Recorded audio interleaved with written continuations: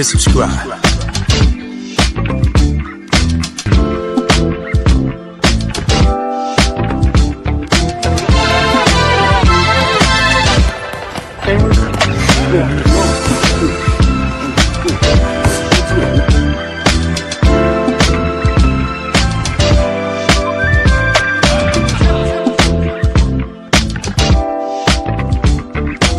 Subscribe to my guy, Uncle D. Tell him Big Bad sent you. Spurling. I'm an attorney here in Houston, Texas. An advocate for black men, largely because I am a black man. I'm a black father. I have black sons. Hey man, I do what I do.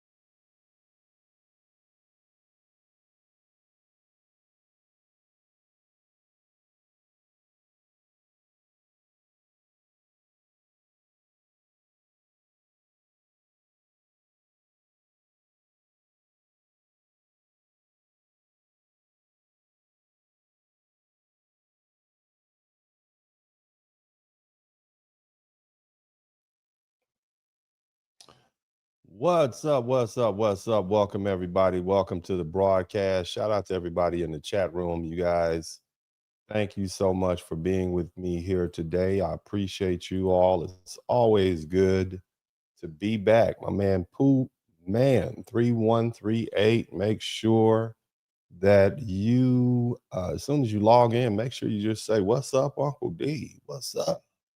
Don't just be hanging out there loitering in the background like a vagrant, waiting for somebody to come out the gas station so you can hit them up from change.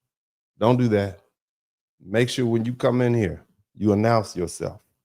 You speak to people when you come in the room. This is my room. This is my living room. You done walked your funky tail into my living room, okay? And you make sure you speak to me. Say hi, hello, Uncle D. Say something. Don't just come in here like a phantom. What's wrong with you? Show some manners. Everybody in the chat room with good upbringing, type manners in the chat. Announce yourself. Damn it. Anyway, welcome to the broadcast. It's good to have everybody here, man. It's always a pleasure to be here with you guys. So, big day today in the immigration world. Right now, the temporary protected status, TPS, for Haitians and Syrians has ended, or really Haitians has ended, and the administration moved to terminate the Haiti's TPS designation.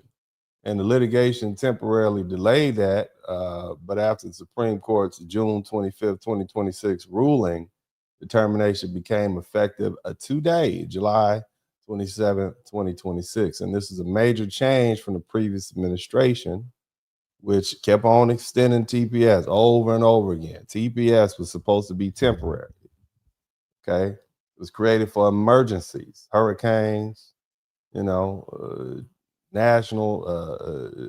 disasters, not forever and not for decades. TPS, i.e. temporary protected status, was never permanent. It was a humanitarian pause because the country was in crisis. And when TPS ends, the protections end. And work authorizations end. Deportation protection ends. Okay, that's the deal. And once the clock runs out, people either find another lawful status or they are removed. Okay, that's how that works. And let's be honest.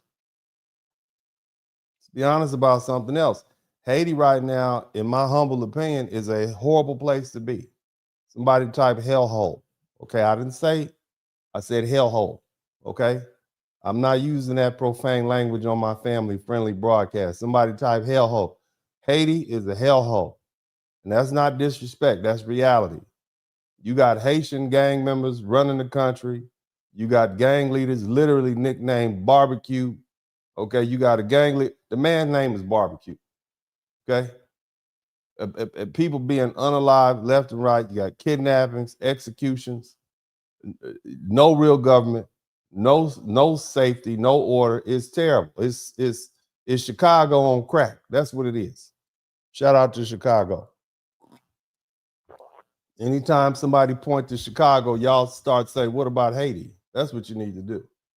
Okay? Because compared to Haiti, Chicago is a Girl Scout picnic. Okay? But again, it's a terrible situation, terrible. But here's the hard truth. That doesn't mean that the United States has to absorb these people forever. And that's just the cold, hard truth. TPS was for people who couldn't go back because their country couldn't handle them temporarily. And now the government says the emergency is over, and whether we like it or not, that means that they got to go. Okay, and now let me explain TPS real simple. TPS isn't citizenship. It's not asylum. It's not a permanent right to be here in the United States. It's permission to stay for a while because your home country is in crisis. That's it. And a lot of these folk have been here for 10, 20, 30 years, and that alone tells you the program was never meant to last this long. Now, here's where people get uncomfortable. The truth is, most foundational Black Americans, and that's the Black people who've been here, that's what we used to call African Americans, what we call the American Negro. If y'all like to call us the American Negro, you uncomfortable with foundational Black American? It's really just a new name for the American Negro because we have so many people who come over here from other countries who are Black. They might be Haitian, they might be from Africa, et cetera, et cetera. We had to find a way to distinguish ourselves. And I like the term foundational Black American. It's very simple. You simply add the adjective foundational on top of Black American, and voila, there you go. But the bottom line is we shouldn't feel guilty. We're not protesting, and we shouldn't. Because here's the thing, we're not the only ones that don't want them here. I want you to understand something. See, other Caribbean countries don't want Haitians in their country either. I know that's hard to believe, right? But you need to let that sink in. So stop pretending that it's just Black Americans being cold or cruel. Everybody is saying no. And this doesn't apply to all Haitians, okay? I don't really know any Haitians. I met a couple in the DR, you know. I don't know any. I don't have anything personal. I'm just reading the tea leaves. I'm looking at what everybody says. I'm looking at the news reports. Okay, so I'm not talking about all Haitians across the board, but largely, people don't want Haitians in their country. Okay, and see, I'm prepared to say something that many foundational Black Americans aren't going to like. Maybe the Dominicans were telling the truth. Maybe the Bajans know something we don't. Maybe the Jamaicans have had time to do some observations and deductive reasoning and have come to conclusions that we didn't know. See, it's Black Americans with our goofy selves and our big open heart and our trying to, Black is Black. We the ones that feel moted right now. Somebody type moted in the chat room. Somebody type moted. 10 points for anybody who know what moted means. Somebody type moted. We moted. Okay, we feel moted. That's a throwback term from Los Angeles way back in the day. But look, not about it. Look, again, okay.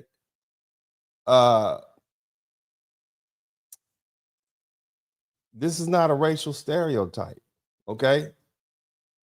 All right, we're not trying to be cruel, okay? We're not talking about every Haitian person.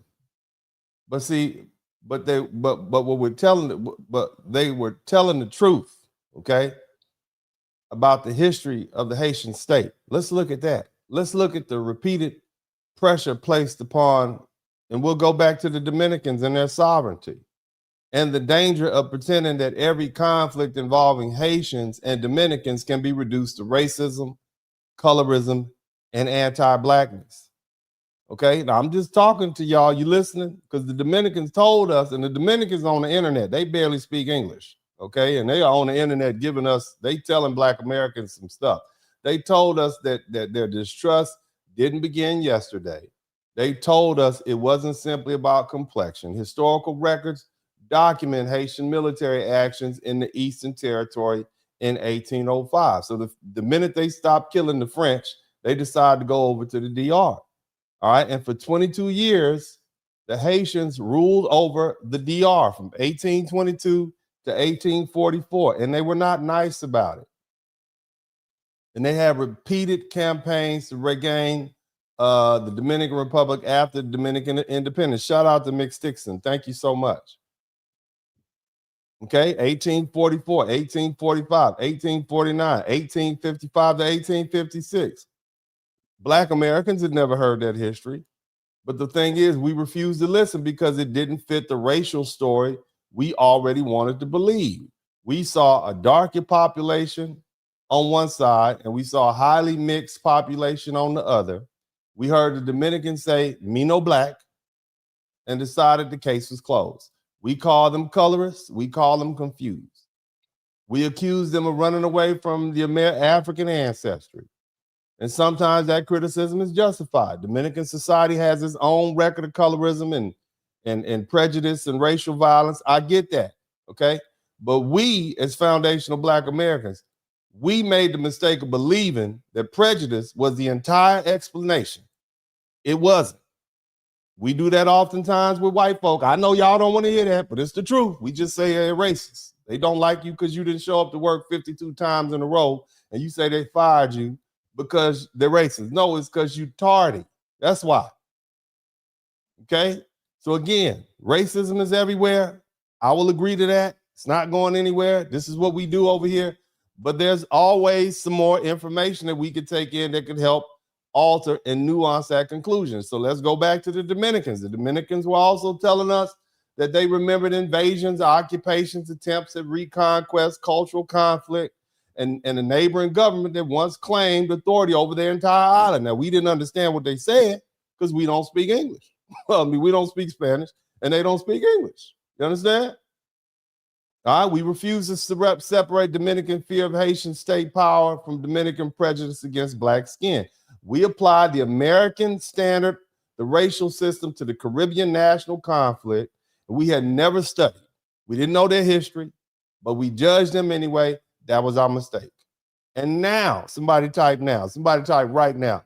And now, foundational Black Americans are learning the hard way because the same Haitian commenters have finally turned their same contempt towards us. They are literally saying the same thing about Black Americans that they have been saying about Dominicans.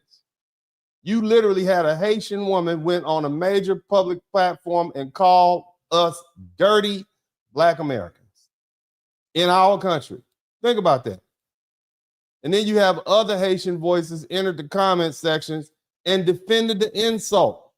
They attacked our history. They questioned our culture and demanded that we remain silent because responding would supposedly mean attacking all Haitians. No. That's not how accountability works. You don't insult an entire lineage of people in their homeland and then hide behind your individual identity. You don't address foundational Black Americans collectively and then demand to be answered privately. You don't throw a public rock and suddenly discover the value of individual responsibility when the rock comes flying back at you. And see, this controversy exposed something else. Some Haitian voices, maybe not all, but enough, become extraordinarily bold towards foundational Black Americans, even though Black Americans had nothing to do with TPS. We didn't make that decision. We didn't issue the order. We didn't decide the litigation. We don't control the Department of Homeland Security, the Supreme Court of the White House, or immigration enforcement. It was the Supreme Court on June 25th, 2026, that ruled that in consolidated Haitian TPS litigation that the statute largely barred judicial review of the government's termination decision. In other words, the president can do it on his own. And now you got more than 300,000 Haitian TPS holders. Now they're facing the loss of work authorizations and protection removed. These people literally got to leave their houses that they paid for over the past 18, 19, 20 years. Think about that. You got a 30-year lease, 30-year mortgage, and you damn near finished paying for it, and you got to up and leave. You got to sell it. Somebody type sell it in the chat. Can you imagine that? You just paid for that car. Okay, you have that 7-year loan out on that car. You just paid 3 times the amount for it, and you got to leave it right there on the causeway. Think about that. This is what these people have to do. You have children here. You might have a wife. You have a husband. You got to leave all of them. Okay? And I understand that you're mad. Okay? But that was the action of the United States government, not the action of foundational Black Americans. Yet, you have all this anger redirected towards us. You got white Americans making videos telling Haitians to go home and stop eating the cats and dogs. And the Haitian commenters ignore the white person in the video who made the statement and began attacking Black Americans under the video in the comment section. Think about that. That's crazy. You literally have white political power brokers. They're making immigration decisions, but Black Americans are treated like a safe target. And so they come after us. That's not resistance. That's displaced anger at the people thought least likely to impose consequences. In other words, you don't think we're going to do anything in response. And that's exactly why this relationship between Black Americans and Haitians, and generally speaking, a lot of people from the diaspora, that's why it's changing. See, foundational Black Americans, somebody type FBA in the chat room. I mean, I like the term. Again, to me, it's just another iteration of American Negro. It's people who are descended from slaves. It's people who own slaves. It's people who were here before 1865. It's people who were found here at the founding of this country. Okay? It's mixed Black people. It's Black people from jet black, blue black to light bright, damn near white. I'm just saying, we all come, foundational Black Americans is not necessarily a color. It is a lineage.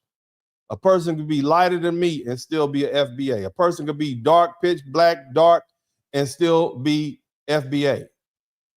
See, we don't do the tribes. We basically do a one-drop rule. You understand? But again, we as FBA are no longer accepting the idea that shared skin color creates an unlimited obligation, because we don't owe automatic solidarity to people who insult us. And we don't owe political protection to people who distinguish themselves from us when it flatters them. And then suddenly they rediscover their Black unity when they need help. Somebody type help in the chat room. You see? Look, I want you to think about this. You can't say I'm Haitian, not Black American, when you want distance from us, and then say, how can you Black Americans abandon your fellow Black people when you want our support? Think about that. You can't have it both ways.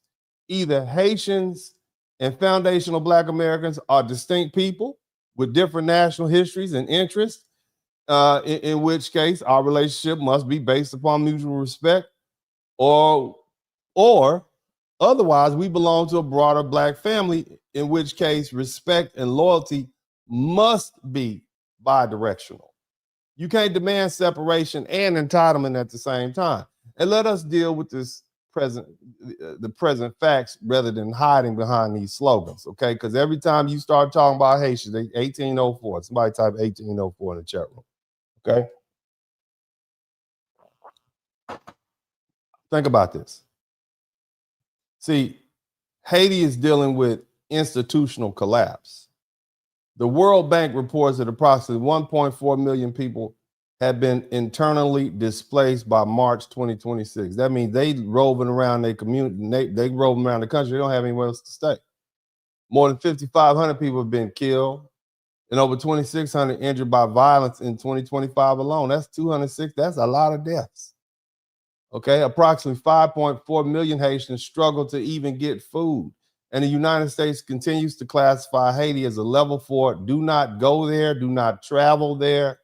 Okay, do not go to Cap Haitian. They keep telling you, because it's too much crime and kidnapping, unrest, terrorism, and severely limited state capacity. And that's not insults. Those are the conditions there. Okay, now that's what they're saying to American citizens who want to travel there. I don't know what it is for Haitians. Might be different. You're local. You're from there. But as far as American citizens, the American government says level 4, do not go. Okay, but here's the thing. You can't govern a modern country with revolutionary mythology. Somebody type 1804. You can't run police departments and courts, hospitals, schools, ports, utilities, and public institutions by repeatedly announcing what your ancestors did when they defeated the French in 1804. Winning a war in 1804 over 2 centuries ago doesn't operate a government today. Somebody type today in the chat room. At some point, that historical pride has to produce present competence. At some point, the Haitian political class and economic elite and diasporic leadership and civil institutions have to answer a basic question. How long can every present failure remain the fault of France and the United States and the Dominican Republic and racism and colorism and blaming everybody else? Foreign interference harmed Haiti. Got it. France's indemnity was exonerated. Got it. The United States occupied Haiti. Understood. International policy has often failed Haiti. Got it. Those are facts. Okay? But foreign governments didn't force every Haitian leader to mismanage the public institutions. Outsiders didn't make every politician in Haiti steal the money from the people. Okay? It didn't make all the gangs expand and every court fail or every public service collapse. History can explain the wound. It can't excuse refusing to treat it forever. And the regional governments are no longer pretending they have unlimited capacity to absorb the consequences. The Bahamas, think about that. And I'm talking about the ones that the other folk around them. Caribbean islands, the Bahamas. The Bahamas government's own records show repeated repatriation operations involving Haitians and nationally. They sent 105 back in November 2025. They sent another 114 back in 2026. The Bahamians don't want you. You got Black Americans feeling guilty, and those are your neighbors across the water. Jamaicans also repatriated Haitians' arrivals. You understand? These governments aren't governed by foundational Black Americans. Their immigration decisions can't be blamed on American racial politics. They all Black. I'm not saying that Haitians are inherently bad people. That's not what I'm saying. But it proves something more concrete. Countries throughout the region, including the Haitian neighbors, the Dominicans, and their across the water neighbors, are enforcing their borders and limiting irregular migration and refusing to accept the argument that Haiti's crisis creates an automatic right to enter and remain wherever Haitians choose. And again, these people got the nerve to call us dirty Black Americans. It's our fault. We're the bad guys and your own neighbors don't want you there. I'm just saying, y'all picked this fight. Look, every country makes that calculation. The Dominican Republic makes it because it shares the border and it carries the most immediate pressure. The Bahamas make it because irregular boats continue reaching into their territory. Jamaica makes it because it was limited, it has limited resources and a legal refugee process. And the United States makes it through immigration status, TPS decisions, asylum law, and enforcement power. We didn't have to let you up here in the first place. That's what you need to understand. And none of these countries is required to surrender its borders because Haiti is unstable. Compassion doesn't eliminate sovereignty, and human dignity doesn't create automatic citizenship. Temporary protection isn't permanent residence. And other countries, emergencies don't become an endless obligation for the American taxpayers. And see, that's the part that a lot of these Haitian advocates refuse to accept. They treat a humanitarian accommodation as though it creates a permanent ownership. And they act as though being allowed to remain temporarily means the country is morally forbidden from ever ending that arrangement. You thought we were going to forget y'all were here temporarily? That's like somebody sleeping on your couch. And they figure if they just make their bed, be quiet, and put their own food in the refrigerator, you'll forget they're there. That's not how that works. And I'm going to say the quiet part out loud. A lot of these same immigrant groups have said some very, very ugly things about Black Americans. You all have said some horrible things about foundational Black America. That's the only reason we notice y'all now. Y'all would have blended in fine. You all talk bad about our culture. You talk about who we are. You call us slaves. You bring up more racist talking points than the white boys on Reddit. You openly say you don't like us. You don't respect us. You distance yourselves from us whenever you get a chance. And now you want to know why Black Americans are not showing up. Or hell, why some Black Americans are cheering immigration on. Because see, normally we don't do that. We've always had the back of Black people across the diaspora, whether we're talking about South Africa or anywhere else. We always have. Historically, we always ride for Black people. But y'all have messed that up. But you don't get to disrespect my people. You don't get to trash my fellow Black Americans and our culture, and then to say you're not like us, and then expect us to save you when things go left. And see, at this point, it's not even anger, it's indifference. We're unbothered. You go your way, we'll go ours. And see, this is what it looks like when foundational Black Americans stop carrying everybody else's problems. And see, the African diaspora and the Black diaspora are learning the hard way that foundational Black Americans are not obligated to provide unconditional solidarity to groups of Black folk and African folks who publicly disrespect us.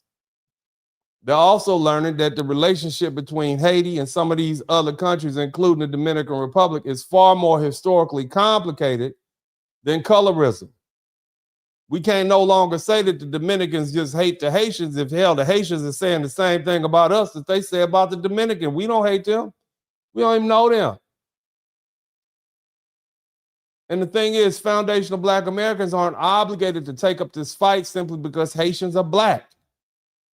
This is our country. Let me run that back to you all again. The United States of America is our country. We are not guests here. There's nowhere to deport us to. If white folk try to deport Black Americans, we would fight them, and they know it, because we are Americans, and the most American thing you can do is fight. That's what we do. You may not like it, go home. White Americans fight, Black Americans fight, Mexican Americans fight, we fight. That's what we do. Hell, you're not a real American if you don't fight. All our sports are based around fighting. We took soccer and turned it into, we took football and turned it into a war sport. But more importantly, our ancestors were enslaved here. We fought wars here.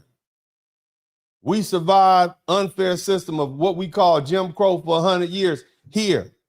We built our Black colleges and our churches and our neighborhoods and our other institutions here. 20% of the United States military is Black American. And we fought here. We forced the United States to expand the meaning of citizenship and equality. And Black civil rights movements confronted segregation through boycotts, sit-ins, freedom rides, marches, lawsuits, political organizations, and a lot of them died for it. The Civil Rights Act, you all make a big deal about how it's not important anymore. It prohibited discrimination in public accommodation. You couldn't even walk in the building, in the front door, or you couldn't get it's not that the jobs weren't available. You couldn't get the job. You couldn't go to the school. Even if you wanted to vote a politician in, you couldn't vote at all until we attacked all that in the 1964 discrimination, Civil Rights Act and the 1965 Voting Act. This is what we did. We did it.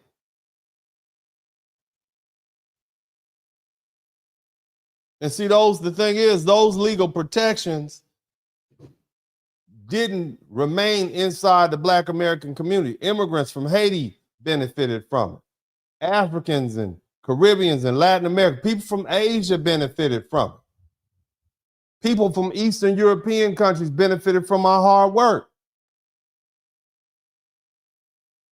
They literally entered the country legally transformed by the efforts of foundational Black American freedom fighters.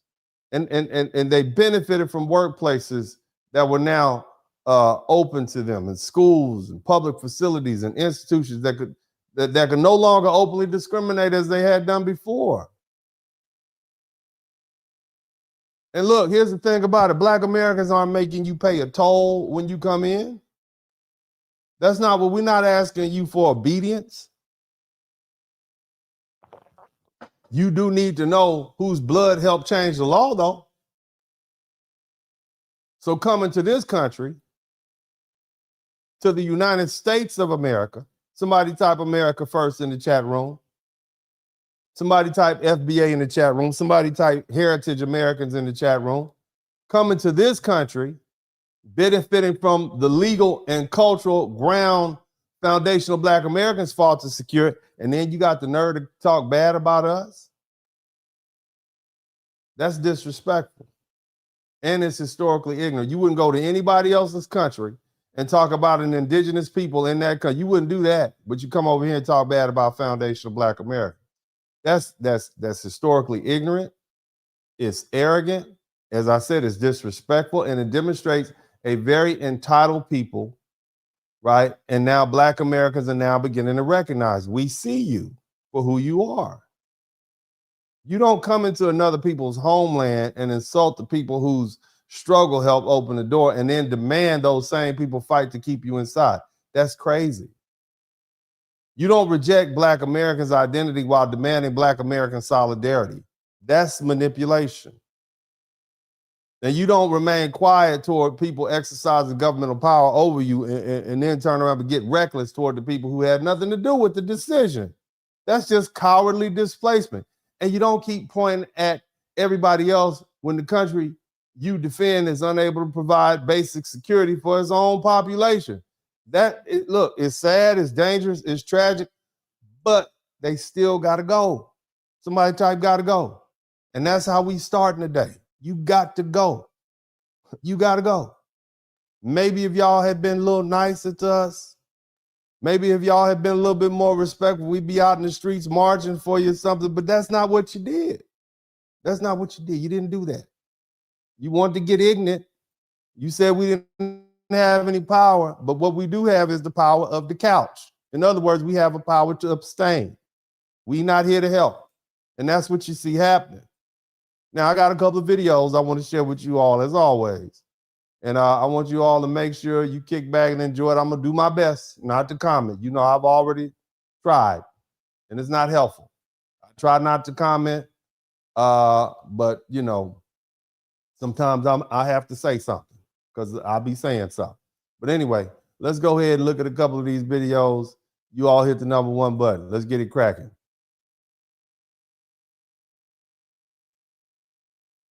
Let's see if we can get one rolled up.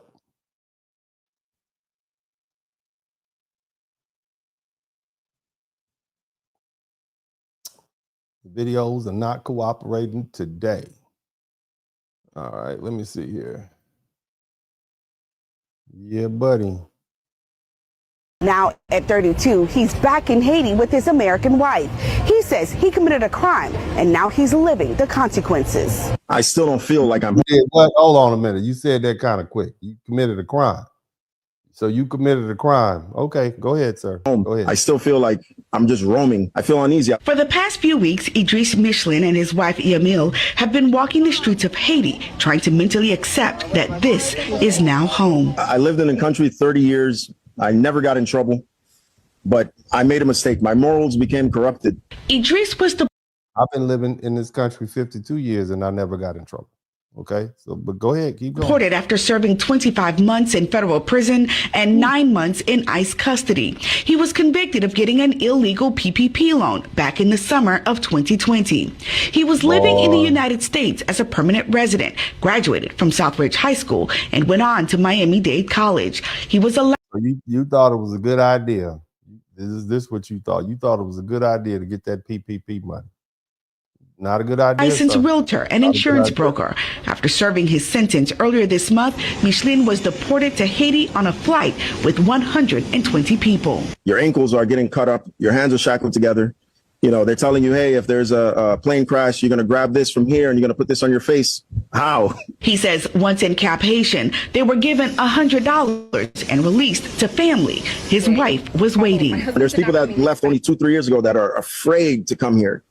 And she's here. The Temporary Protective Status, or TPS, for more than 330,000 Haitians will end on February 3rd of next year. Without any other immigration protections, some may find themselves, like Idris, back in Haiti. It's very limited here.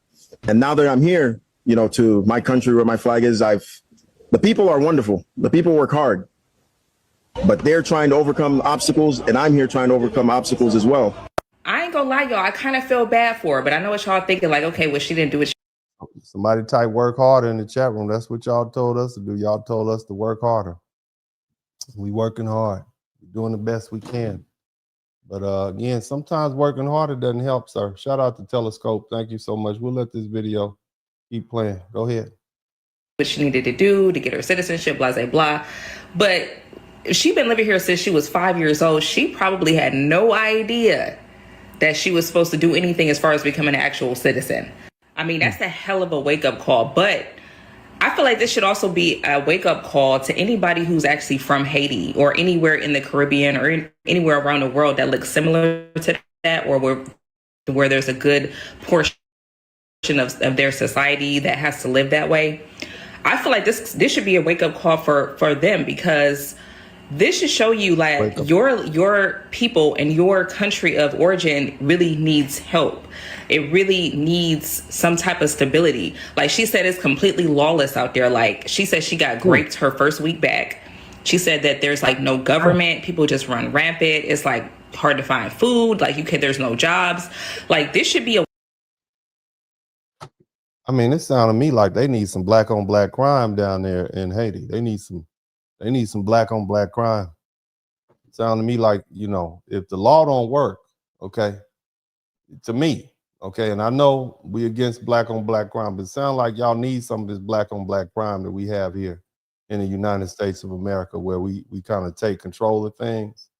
And you know, somebody type Chicago. They need to get some of them YNs from Chicago and drop them off down there to help y'all out if y'all don't know how to deal with gangsters and so on and so forth, because it doesn't seem like y'all doing a good job at it.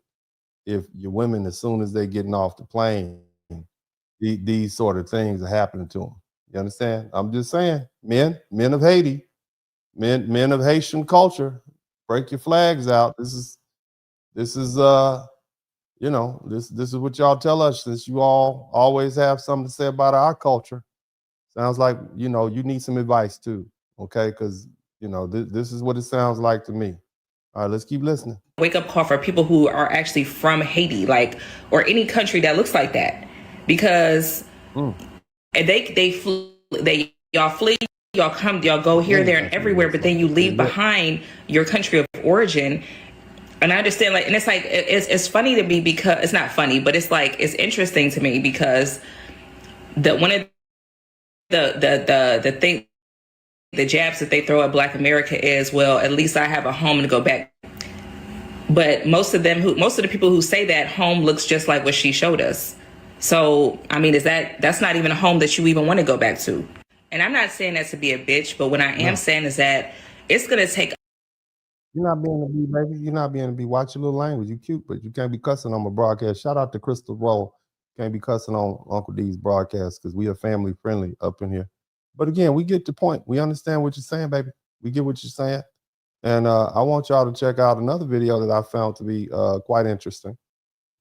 And the reason I think I find it quite interesting is because this is an example of a white fella And he has some very, very poignant words for the people of for some folk who are talking to black people. Well, actually, in this particular situation, this is a white man, and he's basically going in on the Haitians. And then this young lady points out that the Haitians got all the smoke for black Americans. Listen to the video.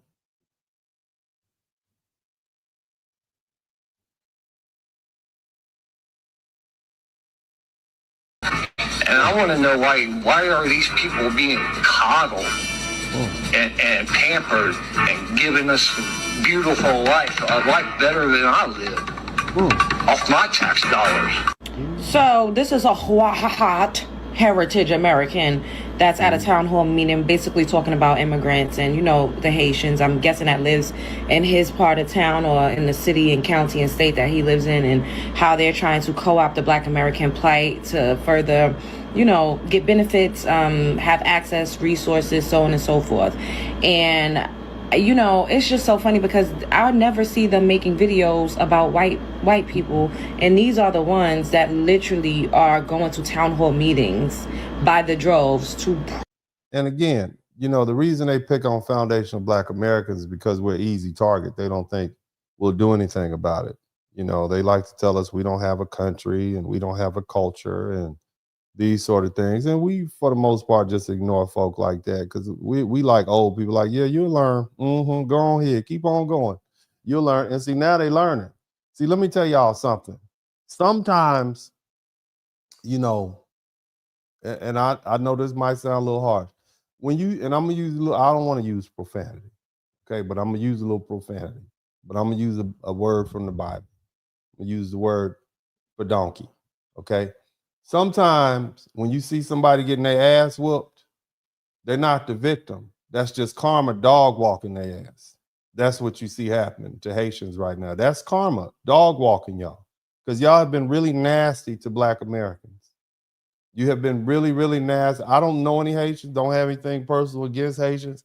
I, for the most part, just thought that, you know, they black people like everybody else. They were the ones that made, I mean, I'm cool with the flag. Whip your flag out. Whip your flag out. I don't care about that. But the minute you start talking bad about black Americans, dirty black, so you talking about me? You talking about my sons? They're black Americans. You talk about my mama, my grandma, my granddaddy, that's who you talk about, all of it. We all, do you just throw us out there like that? You don't think white folk listen to that and they'll use that against us? I'm just saying. You're becoming a problem. Somebody told me to stop. I said that's a biblical word. Keeping it plain 2023. I said the A word. That's in the Bible. Okay, because the Bible uses that word. But now don't get me distracted. But I'm gonna stop. I ain't gonna say nothing else. But they understood what I meant. That's they getting dog walked. That's not karma. Okay, that's karma dog walking them, right? In my opinion. Let's keep going. Protest against them. These are the ones white American people are in, primarily in positions of power and in positions of authority to sign bills, to pass legislation, to literally control the borders. Like, this is who is sending them back home, yet you don't see them doing their think pieces, doing their panels, calling them dirty white Americans. You don't see that. No, don't say nothing to the white people. They don't say nothing to them. No, I don't. They don't say nothing. They just got all the smoke for us dirty black Americans. You don't have no smoke for the white folk, right? They barely say anything about the Dominicans, but it's the black Americans that you got. We haven't done anything to you all. We ain't done nothing to you, okay? You see them attacking black Americans so much so that even in the comment section of this video, I just scrolled a couple comments and I seen some comments and I was like, you gotta be motherfucking kidding me. Let me show y'all. You said a cuss word. Don't be cussing on. They don't want you cussing on the broadcast, man. Show y'all. It's above me now. It gets to a point. Yeah. Okay, look at this. FBA, just like the white man, black Americans ain't shit. Can't even raise your kids. They unalive each other. Black Americans, the new triple K. And then I mean, but Haiti got a whole internal civil war going on. You worried about Black Americans unaliving each other? What are you talking about? And how do you know all the Black on Black crime in America is Black Americans unaliving other Black Americans? If you go places like New Jersey and New York City and South Florida, a lot of those people aren't even Black Americans. How you know they're not Caribbeans and Africans unaliving each other? Have you looked at the basic criminal statute at some of these places like DC? I'm just saying. It's a thread of them talking about Black Americans. Look at African Americans. LOL, so weak. Y'all scrambling at an opportunity to suck YTD. Tell me about it. Now it's all about y'all supposed to read. Like, how is it y'all? And there were literally so many more comments disparaging, demeaning, and talking down on Black Americans underneath a post of a white man saying that Haitians are cosplaying, co-opting, and colonizing the Black American experience. I mean, I just want y'all to pause. Black folk, Black American. The white man is all the white people. Shout out to all the white people in the chat room. This is for y'all. We catching strays for you all. You white folks got talking bad about these Haitians, and the Haitians are talking bad about. We didn't do nothing. We just trying to enjoy the aftermath of Juneteenth. We just want Juneteenth and Essence Festival back. And now we catching all this. What do? We didn't even do nothing to these people. Most Black people can't point Haiti out on the map. They don't even know where it is. You understand? What do we do? What did we do? Why are y'all picking on us? What did we do? We didn't even do nothing. And y'all got all this smoke for us. I don't understand. Golly, that's crazy to me, man. But I know why. You know Shine, the rapper, the one who got convicted of a murder here in the States, then he got deported back to Belize, and then he ran for office in Belize. Now he a diplomat. He got diplomatic immunity when he comes to the States now. Why y'all say us, we can just do better, why we can't just work harder and do better? Why y'all can't just go back to y'all country and do like Shine did? Just asking. Why do immigrants always have so much smoke for Black Americans? Haitians, what's up? What is y'all mad at us for? We don't make the rules here. Why do y'all love to say, all immigrants love to say, y'all next, y'all gonna get deported? Bitch, no, we're not. We ain't never, ever gonna get motherfucking deported. If they was gonna do that, why they ain't do it after slavery? They can't. We ain't got nowhere to get deported to. Y'all just jealous because y'all not from America. No, it's not that we don't have anywhere to get deported to. They could send us to Antarctica. They just won't do it because we will fight them. You see what I'm saying? That's what you got to understand. And white Americans know we'll fight them because we're Americans. That's what Americans do. But go y'all want to be here so bad and then say, oh, I don't like America. I don't like it. Back at my home. Okay, go the fuck home then. What you saying for that you need to go home? Go home. Quit saying I'm where. So if I fled. You got to watch your little potty mouth, ma'am. I watched the potty mouth. Somebody type potty mouth in the chat room, but she's making some points with the potty mouth. To Mexico, then my homeland would be America. They would send me back to America.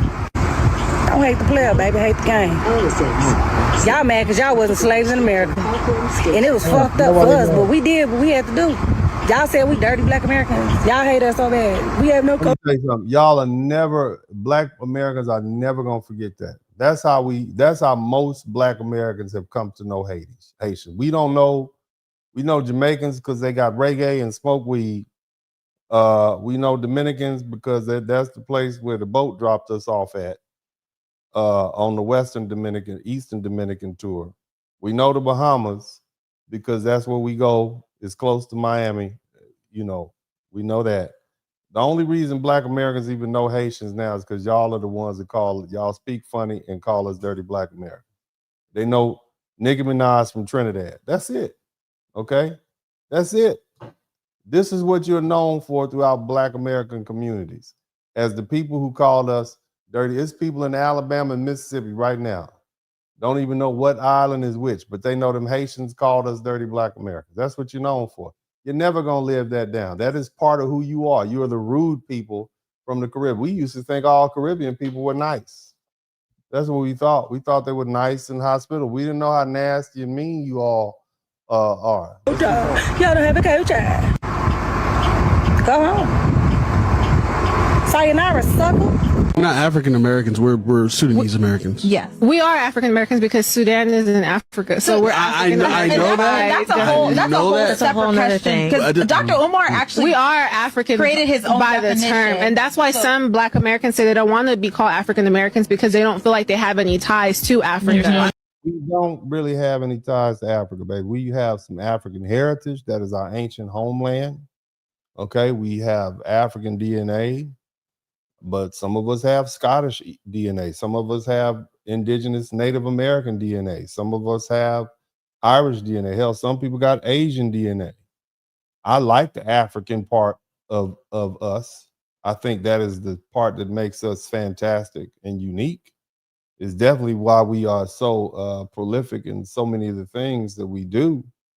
But the bottom line is we are not Africans. Africa is a continent. It has 54 different nationalities or nations. We are North Americans. Okay, we just like the Canadians and the Mexicans. We're North Americans. We are, our nationality is United States of America. Our ethnicity is foundational Black American or the American Negro, however you want to call it. But the bottom line is we are not Africans. And let me tell you something, the Africans will tell you that we are not Africans when they're being truthful and they don't want something. It's only when they want something that they'll tell you that we're African. Brother, that's when that comes out. I think reparations should be different for African Americans compared to us because we just got here. No, we don't. They need deserve most of reparations. I'm gonna tell you this right now. We shouldn't even be in the conversation of reparations because we're not descendants of slavery. Reparations from the how we were colonized in Africa. Yeah, we can get reparations from France. No, you're a descendant from the people who helped capture us and sell us into slavery.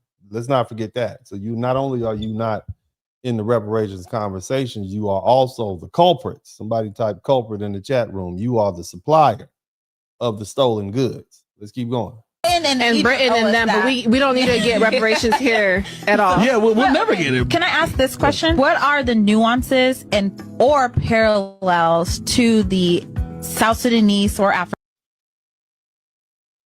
But again, see, this is what I'm saying. You know, when we start talking about you know, as Black Americans, we had to learn we're all Black, right? That's what we used to think. We're all Black. Hey, you know, black, you need to stick together. And then they turn around telling us, oh no, we're not Black. We're Nigerian or we're Sudanese. Okay, cool. All right, we're Haitian. All right, cool, no problem. Great. But now they want to be Black again. Okay, now that the heat has gotten kicked up, now they want to be Black again. I just want y'all to peep that out. You know, and we have to be mindful of that. They set the rules. Now that it's gotten hot, somebody type hot in the chat room. Now that it's gotten hot, now, okay, today they want to be Black again. They want to go back to the Black unity. And what they haven't realized is the Black Americans are like, nah, y'all already told your draws with us. We good. We good over here. Okay, we're not going to go back to that. That phase is over. Okay, we're done with that. Shout out to Love Possible. And I just want you guys to be reminded of something. Black Americans, to the tune of 92% of Black women and 79% of Black men voted for Kamala Harris. So this wouldn't be happening. Okay, this wouldn't be happening had Black Americans got their way. Now, I want y'all to be reminded. Somebody type Haitians for Trump in the chat room, okay? Because somebody type Haitians for Trump. So where are the Haitians for Trump at? Let me let you hear them.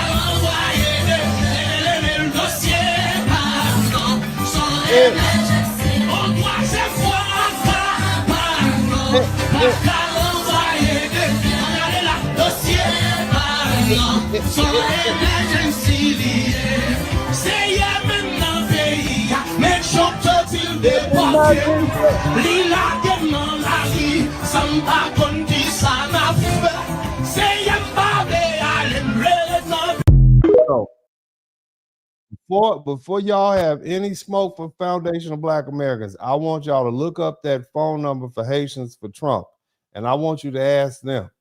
Okay, so again, I'm gonna shout out to Love Possibility and shout out to Black Sam. Again, this is what you did. You are mad at Foundation of Black Americans because what we are doing is sitting on the couch, or at worst saying we told you so, and y'all got a whole group called Haitians for Trump. Okay, I'm just saying. You need to redirect that smoke to somebody else, in my humble opinion. You need to redirect your smoke to yourselves, okay? Because you are the one that has a country you don't want to go back to. That's not us. We didn't do that. What do we do? We ain't come to your country. We ain't come over there asking for TPS and trying to get a house in Cap Haitian and stay there. We didn't do that. Port-au-Prince. We ain't trying to stay in Port-au-Prince. Y'all want to come stay over here with us. We didn't even do nothing. That's all this smoke about. And the white folk talk bad about you. Don't say nothing about them, but you got all this smoke for Black Americans. What's up with that? You understand? I'm just trying. What's up with that? Real talk. I mean, come on now. What's up with that? Huh? Yeah, I'm saying, and like I said earlier, the Black Americans, how y'all doing, baby? I think at this point, I think I've shown enough videos. Are we ready, Foundational Black Americans, to accept the truth? I think we owe these Dominicans apologies. Because, Dominicans don't speak English. They speak Spanish. Now, I know some of them speak English up in the Bronx. They'll tell you too. But they don't speak English. So they really couldn't say their side of the story. And so now you do have some Dominicans who do speak English, and they're speaking. And here's one of them right now. I want you to hear what she got to say. I want y'all to listen to what she had, because she talks directly. She called us by FBA, Black Americans. Listen to what she's saying and tell me where she's wrong. Listen. Let me send a quick message to the FBAs and the Black Americans. How y'all doing, baby boys and girls? Hey. See, now you understand what the fuck the Dominican people's going through, right? In the Dominican Republic. Now you understand. Now you get it. Now you know that it's not about color. See what happened? You see how a bitch trying to ass right now? Haitians build America. Oh, Black Americans this, Black Americans that. You see what the fuck we're saying? Now they're calling Black Americans xenophobic, prejudice. Shit, these motherfuckers is calling y'all racist for trying to protect and preserve your identity. And it's like we've been trying to tell y'all, like we've been told y'all. As soon as you tell these motherfuckers, I know we y'all don't speak English. We didn't know what y'all was trying to say. We thought y'all was just being racist and colorist. We didn't know. We didn't know y'all was like, we didn't know. We thought y'all didn't like them because they was dark skinned. And we'd seen that playbook before. And so we just naturally jump on the side of the dark skinned Black people. Even if you're light skinned in America, you're going to automatically be on the side of the dark skinned person. And so we thought y'all was being racist. And then come to find out, they calling us the same names they calling y'all. Damn. We sorry a little bit. My bad. they start throwing false allegations. They start to accuse you of being racist. They start to be disrespectful. They're very demanding. They get entitled. Like, we've been told y'all this. But then all y'all do is call us racist. Now look at that. Now y'all the racist. Oh my God. Yeah. Now, it's not all Haitians who act like that, but the majority of them are like this. I'm just experiencing a little bit of what Dominican people go through in the Dominican Republic. Because not only that, we have a president who is actually... She talking fast as hell. She is talking fast as hell, baby. You speak fast English. I bet your Spanish is super fast. But bottom line, she said, we just experienced a little bit. He said the Haitians, the Dominicans are fed up. They get it all the time. She is telling us. She is telling her. Go ahead, keep telling us. Be pro-Haitian, and he's allowing Haitians to do whatever the fuck they want in the Dominican Republic. You guys are getting a gist. So imagine seeing that disrespectful speech every day. This happens every day in the Dominican. They're greedy people. And look at all the benefits they got over here. Look at all the opportunities they got in the United States of America. They get the same opportunities over there in the Dominican Republic. She said they greedy people. Listen to what she said. She said they are greedy people. This ain't me. This is what the Haitians, this is what your neighbors are saying about you. Black Americans don't know enough about Haitians to even, we just know what we see. We just know y'all called us dirty Black Americans. Shout out to the everyday Muslims. Shout out to Urban Zahara. Listen to what this is what your neighbors are saying about you. Imagine seeing that disrespectful speech every day. This happens every day in the Dominican Republic. You see? And even after all of that, they got all this money. They never want to go home. They're greedy people. And look at all the benefits they got over here. Look at all the opportunities they got in the United States of America. They get the same opportunities over there in the Dominican Republic. They thrive. They make money. Millionaires here, millionaires over there. And somehow everybody hates Haitians and everybody is anti-Haitian. Like, I've never denied the minor cases of classism, colorism, you know, racism. I never denied that. I know there are Dominicans who fit into those categories, but it's not the majority. And that is not a major factor in the Dominican Republic. And you see now, the script has flipped, and now the same thing they say about Dominicans, they're saying about you guys. Like, wake the fuck up, y'all. It's never been about color. It's about the disrespect on your own fucking territory, okay? And abuse of the fucking system. The disrespect on your own effing territory. Okay, I didn't say the cuss word, she did, but I'm just saying, because this is the same problem the foundational Black Americans have with Haitians. We have the same problem with any other group of people. You come to our country to disrespect them. You only hear it because we're the ones that got it laid out and nice like this for you to live. Just think about that. It's the disrespect for me. And again, it's our fault because we are the ones that study opening our doors up. If you Black, you must be you down, right? This is where we are. This is what we've been doing for years. Okay, now what's actually going on in the Dominican Republic? Why are they mad at them now? Listen.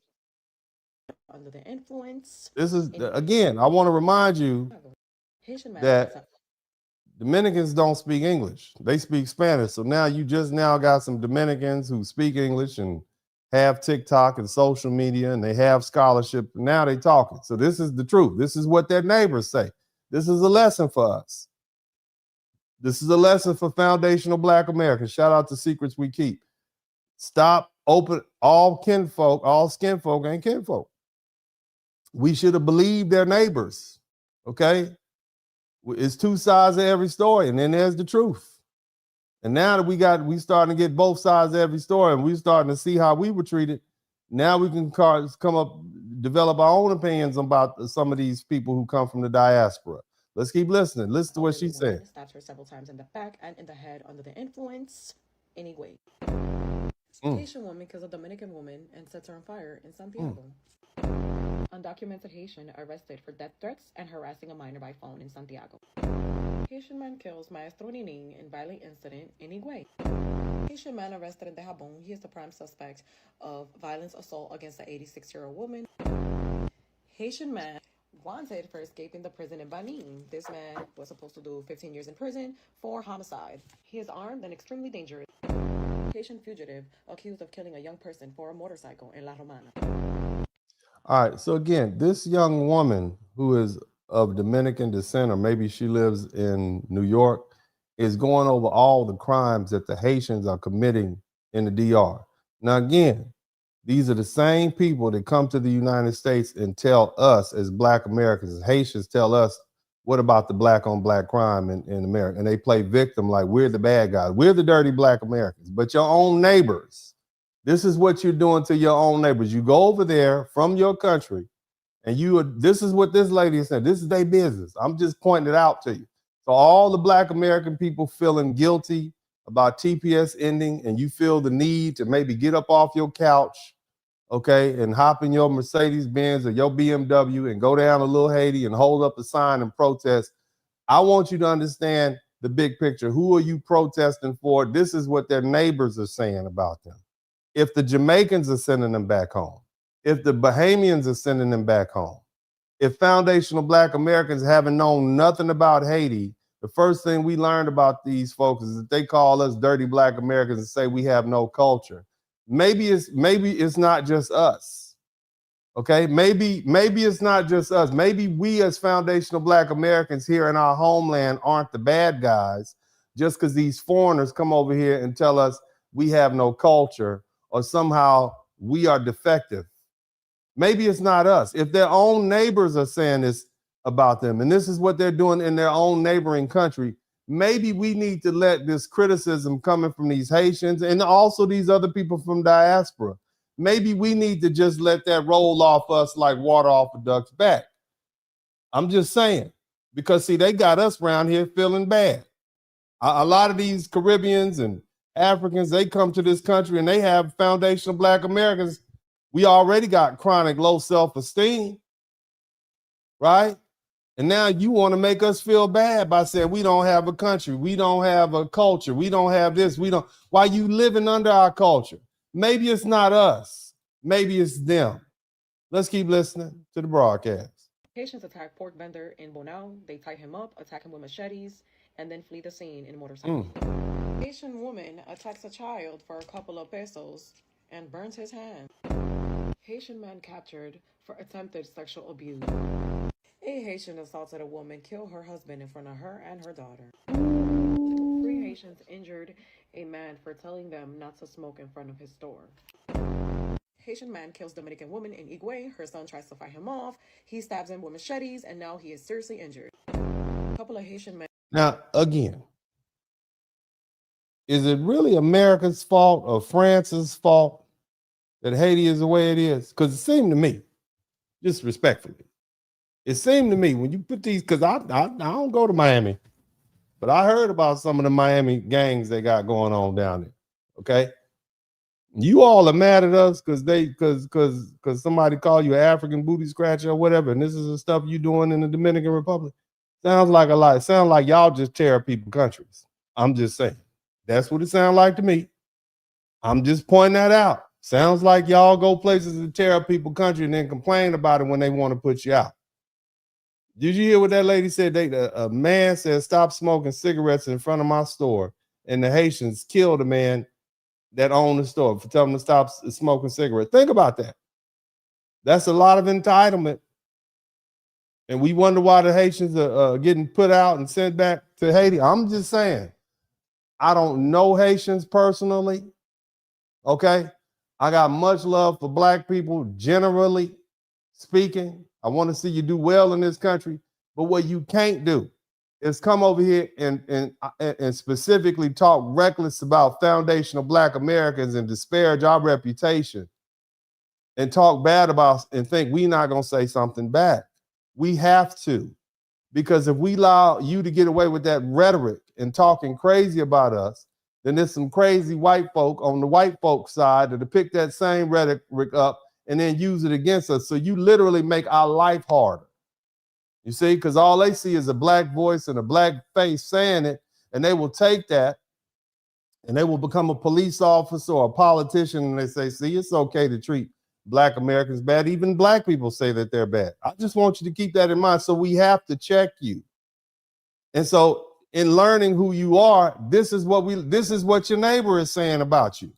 And brutally beat a Dominican man to death. They stabbed him with machetes 8 times, and they set him on fire, and I had to blur their image because it was very disturbing.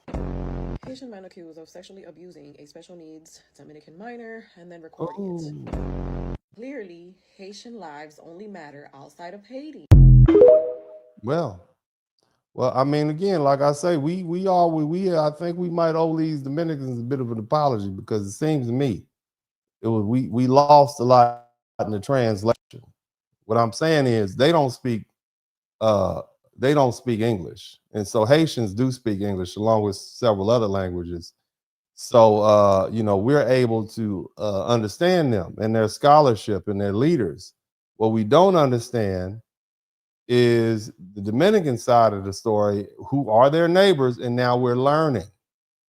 We are learning some truths, about Haitians. And I don't want Black Americans to feel guilty about not feeling guilty about these people being sent home. Father got into a huge debate that turned into a huge fight that turned into me not being able to come over to the crib no more over me defending Haitians. Because you could not tell Black Americans nothing about Haitians. We would go to bat for the Haitians. Yes, I can speak for them. I can speak for Black people. We want y'all to have this great story. We want y'all to be great. We do. Right? And he would tell me. Somebody type 1804 in the chat room, man. We got a movie out about that. Brother Tariq Nasheed put a movie out about it. We want to see you win. Okay? That we was with it. You can't say nothing bad about Haitians, the Black Americans, 10, 15, 20, 30 years ago. But now, somebody type right now, y'all shown y'all whole butt. And now we like, hold on a minute. Who are, what? Maybe we didn't understand. Let's keep listening. She talking about she's arguing with her ex-boyfriend's father about Haitians. She trying to tell him one, and he trying to explain something he would know. This is a Black American woman who was dating a Dominican man. And she's basically telling us the story about how when she was dealing with her Dominican boyfriend, she got in an argument about the Haitian relationship between the Dominican and the dad said, look, you not even allowed in my house anymore. Let's listen to what she has to say. So, me and my Dominican ex-boyfriend's father got into a huge debate that turned into a huge fight that turned into me not being able to come over to the crib no more over me defending Haitians. Because you could not tell Black Americans nothing about Haitians. We would go to bat for the Haitians. I can speak for them. I can speak for Black people. We want y'all to have this great story. We want y'all to be great, right? And he would tell me, his father, God, G, if you ever see this video. Anyway, his father would say, like, you know what? Trust me, you're going to learn. You're going to learn. It has nothing to do with race. It has nothing to do with anti-Blackness. You don't know these people. A quick message to the FBAs and the Black Americans. How y'all doing, baby boys and girls? See? They eating us up in the comments. The Dominicans are letting us have. They telling us. We understand. Thank you so much. I'm not gonna keep playing all these videos, okay? Because it's some less. I want to talk about the me no black, okay? I want to examine that because that's been an easy out, right? Because now they're trying to use the me no African on us. And whether you all recognize this or not, me no black and me no African is pretty much the same thing. Think about that. You know how now the Black Americans said, no, I'm not African American. I'm a foundational Black American. They said, oh no, you're African. Oh, y'all just don't want, y'all just want to hide from your blackness. Me no black and me no African is the same thing. I just want y'all to think about that. Okay, now y'all hold on to that. And somebody else type 1804 in the chat room because we're going to talk about some truth and you're going to learn something. Okay, you're going to learn something. I expect you to learn, so you better learn something. If you don't learn something from this, you're just hard-headed. But somebody type 1804 in the chat because there's some truths that we don't talk about. Okay, because see, Haitians always use 1804 as a shield. Oh, I took the PPP loan, 1804. Oh, we invaded your company, 1804. Oh, we took over the neighborhood, 1804. They use it as a shield. Okay, and now I want to deal honestly with this 1804 revolution because whenever Haitians are asked difficult questions about where Haiti is today, somebody pulls out the Haitian Revolution as if, you know, that one event settles every argument. We defeated the French, 1804. We freed ourselves, 1804. We created the first Black Republic, 1804. Fine. That was an extraordinary historical achievement. Great. Nobody denied it. Not trying to minimize it or take away from Haiti. But 1804 isn't a shield against accountability. It doesn't erase what happens after the military victory. It doesn't excuse everything that followed independence. And it doesn't create a permanent moral debt that foundational Black Americans are obligated to pay from now on in perpetuity.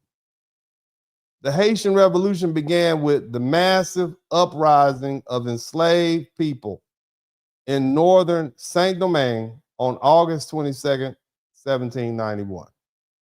Now, what followed was not a weekend rebellion, okay? All right? It was nearly 13 years of slave revolt, civil war, racial conflict, imperial warfare, shifting alliances, and foreign intervention involving France, Britain, Spain, the white colonialists, free people of color, formerly enslaved soldiers, competing Black military leaders. Everybody got in on it. And the final major battle victory came on November 18th, 1803, when a French commander surrendered the following day and the remaining French forces were evacuated. Listen to that. The remaining French forces were evacuated. That's the military. So the French military was evacuated on November 19th, 1803. They got up out of there. War's won, right? Right? So on January 1st, 1804, Jean-Jacques Dessalines, somebody type Dessalines in the clear, he declared Haiti's independence. Okay? I want you to listen. We're learning something. We celebrate this man, Dessalines, and as Black America, we see he's a freedom fighter, right? That's who we celebrate, right? We got 1,000 people in here. Somebody type Dessalines in the chat room. If you speak a little French, type Dessalines in the chat. Best way you can, not Diesel, Dessalines. That was the revolution. That was the war. The French have left. We beat all the soldiers. They left.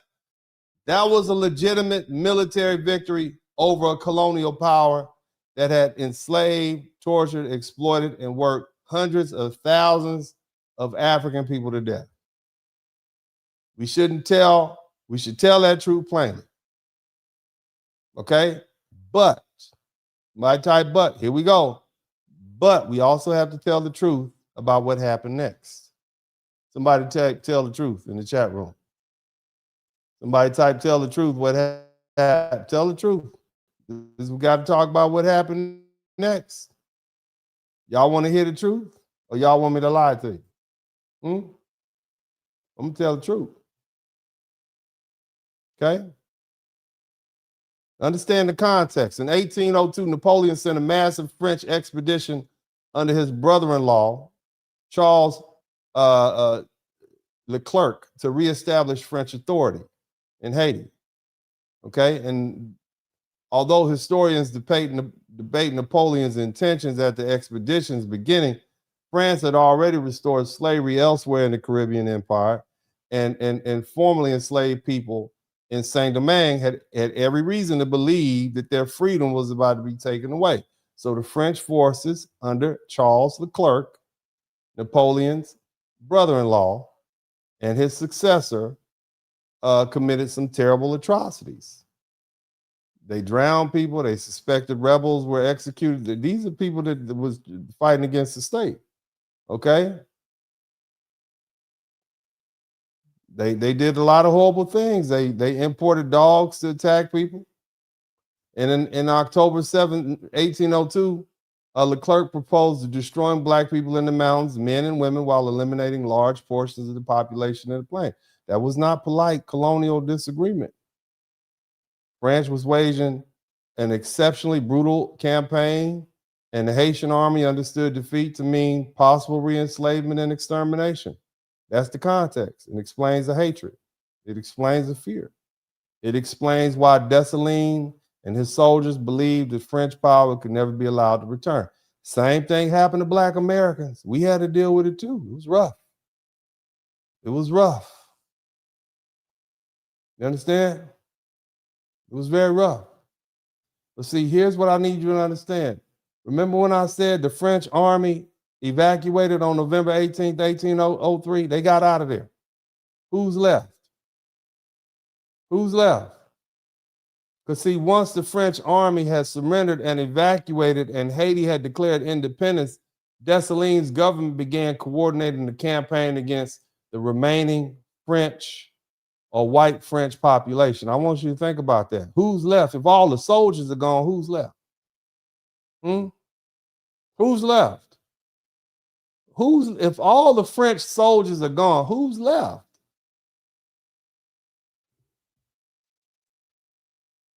They coordinated a campaign. This is the Haitian government. This is Dessalines. You know, we not merely this wasn't merely just uncontrolled revenge by scattered former slaves running through the countryside, taking vengeance against their former slave owners or oppressors. That's not what it is. Historians describe Dessalines traveling with his military, okay, throughout Haiti, okay, to ensure his orders were carried out. And what were his orders? The orders were generally targeted if French white people without regard to age or sex. That means babies. It means men. It means women. It means old people. Okay? Now, they made certain exceptions for doctors and clergy and other skilled professionals that they might need. And they also made some exceptions for some Germans and some Polish people and foreigners from nations other than French. But I need you to understand exactly what they did once the French army was gone. Okay? The policy didn't require an individual trial. It didn't require proof that a particular person had done anything wrong to black people or tortured slaves or even served in the French army or supported anything having to do with France. Okay? The mere fact that they were there was sufficient. Now, some of the people who were targeted had undoubtedly been slaveholders. They've been militia members, whatever. But the government applied collective punishment based largely on French identity, white racial classification. This is what they did.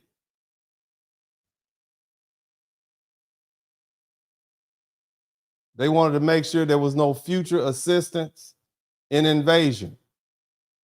Now, some of the most detailed surviving descriptions come from a man named Peter Stephen Chazot, and that's spelled Chazotte. I'm not going to try to pronounce it like I'm French. I'm going to pronounce it like an American. Chazot. Maybe Chazé, I don't care. He was a white planter, a merchant who survived by presenting himself as an American. So Chazot was seen as a neutral witness. He hated the revolution. He held deeply prejudiced views.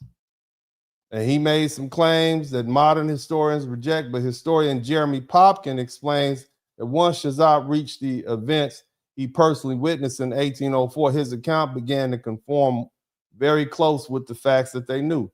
So Popkin says that this narrative is broadly consistent with Haitian historians and British naval officer John Perkins that visited shortly afterwards and independently confirmed seeing streets. Listen to me.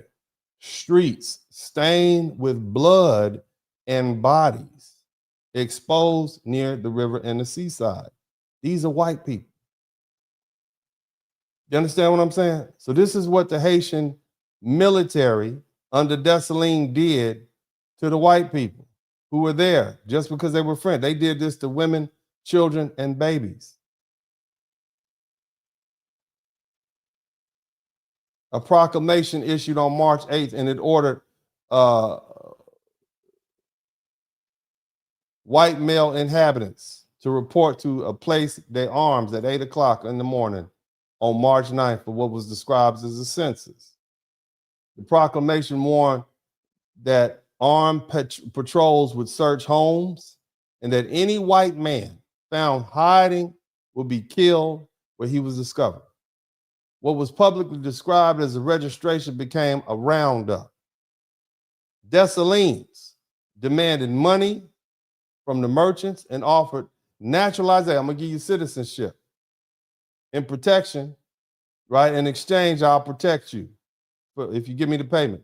The men came, they gave up their money, they gave up their jewelry and their property, believing that the payment might save their lives. And Chazette wrote that more than 200 men who could not pay. These are poor white men. Shout out to Gigi. They couldn't pay. They didn't have the money. They were killed near the prisons. And they were stripped, their bodies were stripped naked, and they were thrown into the city dock. In other words, you know where the boats come? They stripped them. And imagine that. You killed 200 naked, and stripped them naked, white men, throw them in the dock. And the ones who were resisted, those who resisted were unarmed and they were killed with bayonets and swords. This is what they did. This is what they did to the civilian population. And then came the decapitations. Somebody, you understand what I'm saying? This is not history that they teach us. They teach us about this noble Haitian revolution. You know, the honorable Haitian people, they booted out the French army. They never tell you that they massacred civilians. You understand? This is a photograph of what this is a picture of what they were doing back then. Okay? On the night of March 9th, 400 men were stripped of their clothing. 400 men were stripped of their clothes. Their hands tied behind their back. Okay? They were tied together in pairs. They were marched through the street by torchlight under guard. This is what the Haitians were doing. And at the head of the procession were military sappers carrying large axes. And the prisoners were taken about half a mile outside the city. Okay? And the executioners began placing the prisoners' heads on wooden blocks and cutting them off with the axes. And when decapitation proved too slow, this is what the Haitians did. When the decapitation proved too slow, the soldiers moved through the remaining prisoners with bayonets and swords. According to the account, none of those taken to the execution site escaped. They killed 400 people in one night. This is not an internet rumor. This is eyewitness account of what happened after the Haitians won the Revolutionary War and kicked the French out. This is what they did to civilians. You see? They rounded them up and they executed them. And they dumped their bodies off. Some of them they stripped naked and threw in the dock. They said the prisons, the bodies were covered in blood on the floor. Walls were stained in blood. It was a slaughterhouse. They said they had 2 large piles of white. Can you imagine being a white man and you down there visiting from the United States or some other country, and this is what these Haitians are doing to these white French people? They literally said the blood stained the streets and the bodies were left exposed beside the river and the sea. The independent observation, this matters, okay?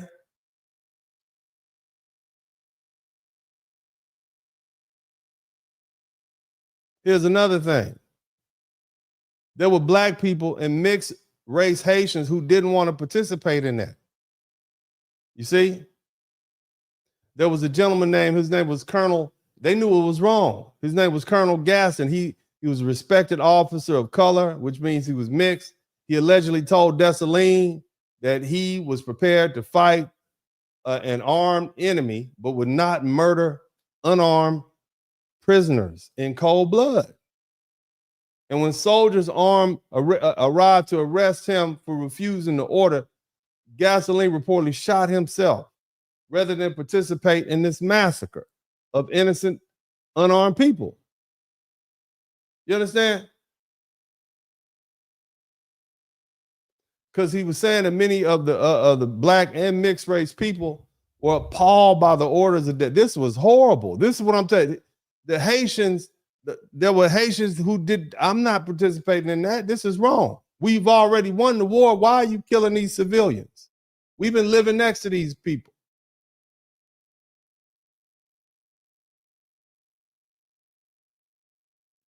Not every black Haitian approved the killing of civilians, but it happened. Yeah, these would be war crimes.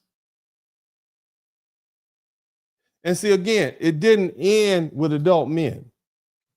There's a historian named Julia Gaffield. He writes that the Haitian army systematically killed French men, women, and children during the first months of 1804. Somebody type 1804. When you say 1804, I want you to remember that the war was over in 1804.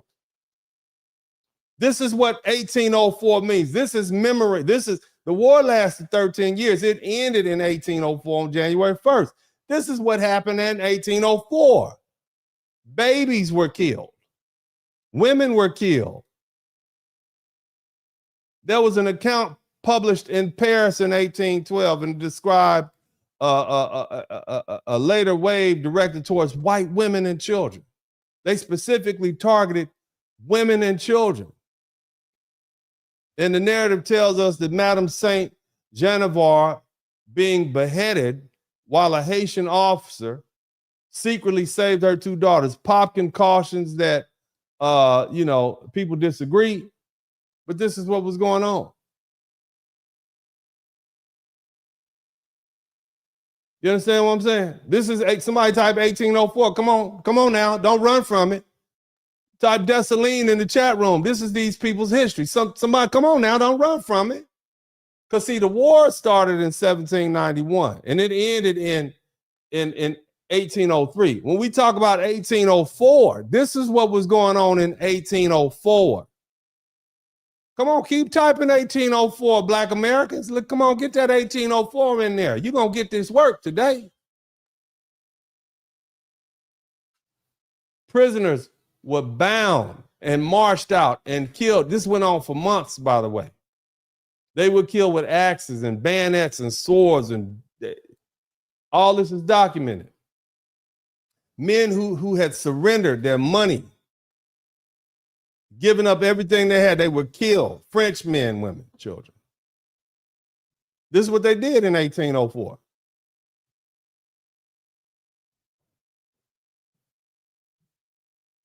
Unborn babies were torn from their mother's wombs. Heads were severed and then sewn back into the bodies. Think about that. That's what they did. Somebody type 1804 in the chat room.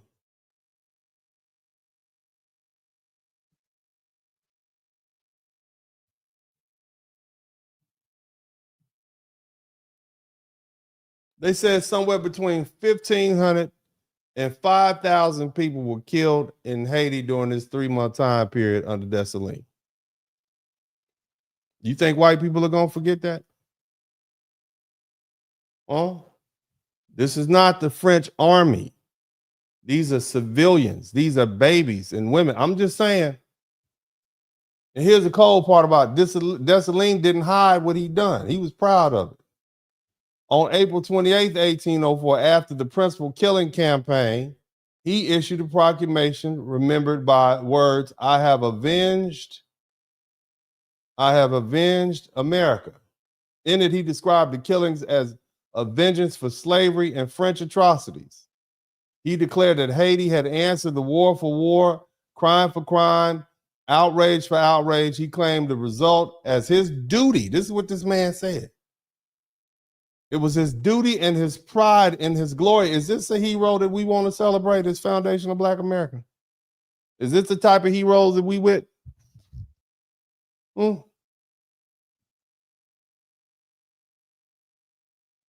man said he claimed the result as his duty, his pride, and his glory. And that same proclamation survives in the British National Archives and was quickly circulated abroad. It was translated into English in the New York Commercial Advertiser on June 4th, 1804, and the Connecticut Herald on June 12th. And white Americans, they didn't have to wait decades for the rumors. Dessalines' own justification was being printed in American newspapers within weeks. Did that help us? Somebody type FBA in the chat. Do y'all think that helped us? Because I want you to put yourself in the position of a white slave owner in Virginia or South Carolina, or Louisiana, or Jamaica or Cuba or some other slave society. He didn't look at Haiti and see only enslaved people heroically winning their freedom, I bet. Shout out to Choose Better. He saw a French army defeated. He saw white authority destroyed, plantations taken. But more importantly, he saw French women and children and old people. He saw, after independence, he saw these people massacred. And that lesson he drew wasn't slavery isn't evil, okay? So we should free our slaves. The lesson is he was predisposed to draw was if Black people become free, if they ever become free and armed and politically powerful, they're going to kill us and our wives and our children. And that conclusion was racist, self-serving, but it was also used to defend an indefensible system just that much more. Look, This is it. You understand?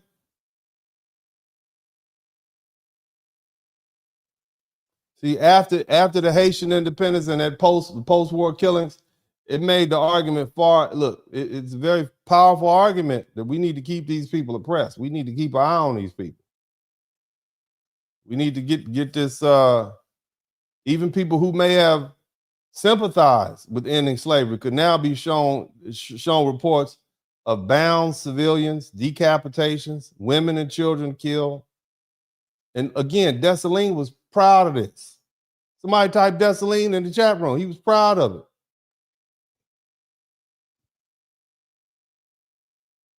Now, I'm not saying things weren't exaggerated, but we know some killing happened to some civilians. And so now you understand why Thomas Jefferson said, let's put the brakes on this. And they isolated Haiti rather than recognize them as a new country. Is it starting to make sense now? Do you really want those people coming up here? If you got a large slave population of black people, do you really want Haitians to start coming to the United States and filling the black Americans here, the foundation, you filling their minds up with that? I'm just asking questions.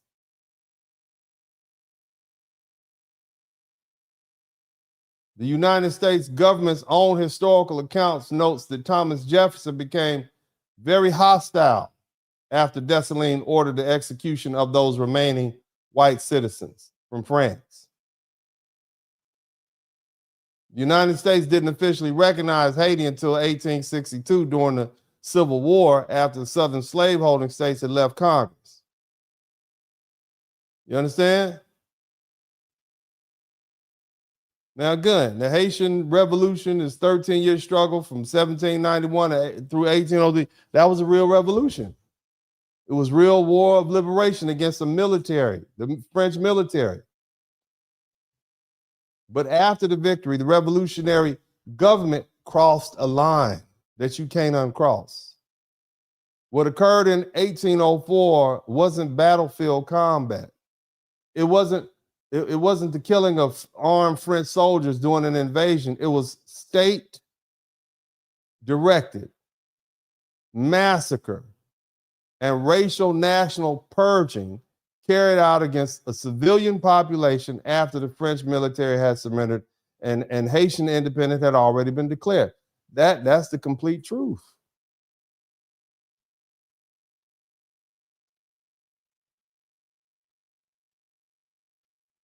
This is who these people are.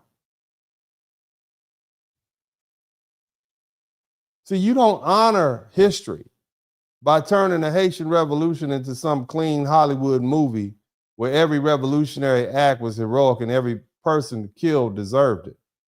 That's not true. You also don't honor history by repeating every, well, let me say it like this. We don't need to lie about it. Okay? And I'm not going to lie about it. And I'm not going to lie to you about it.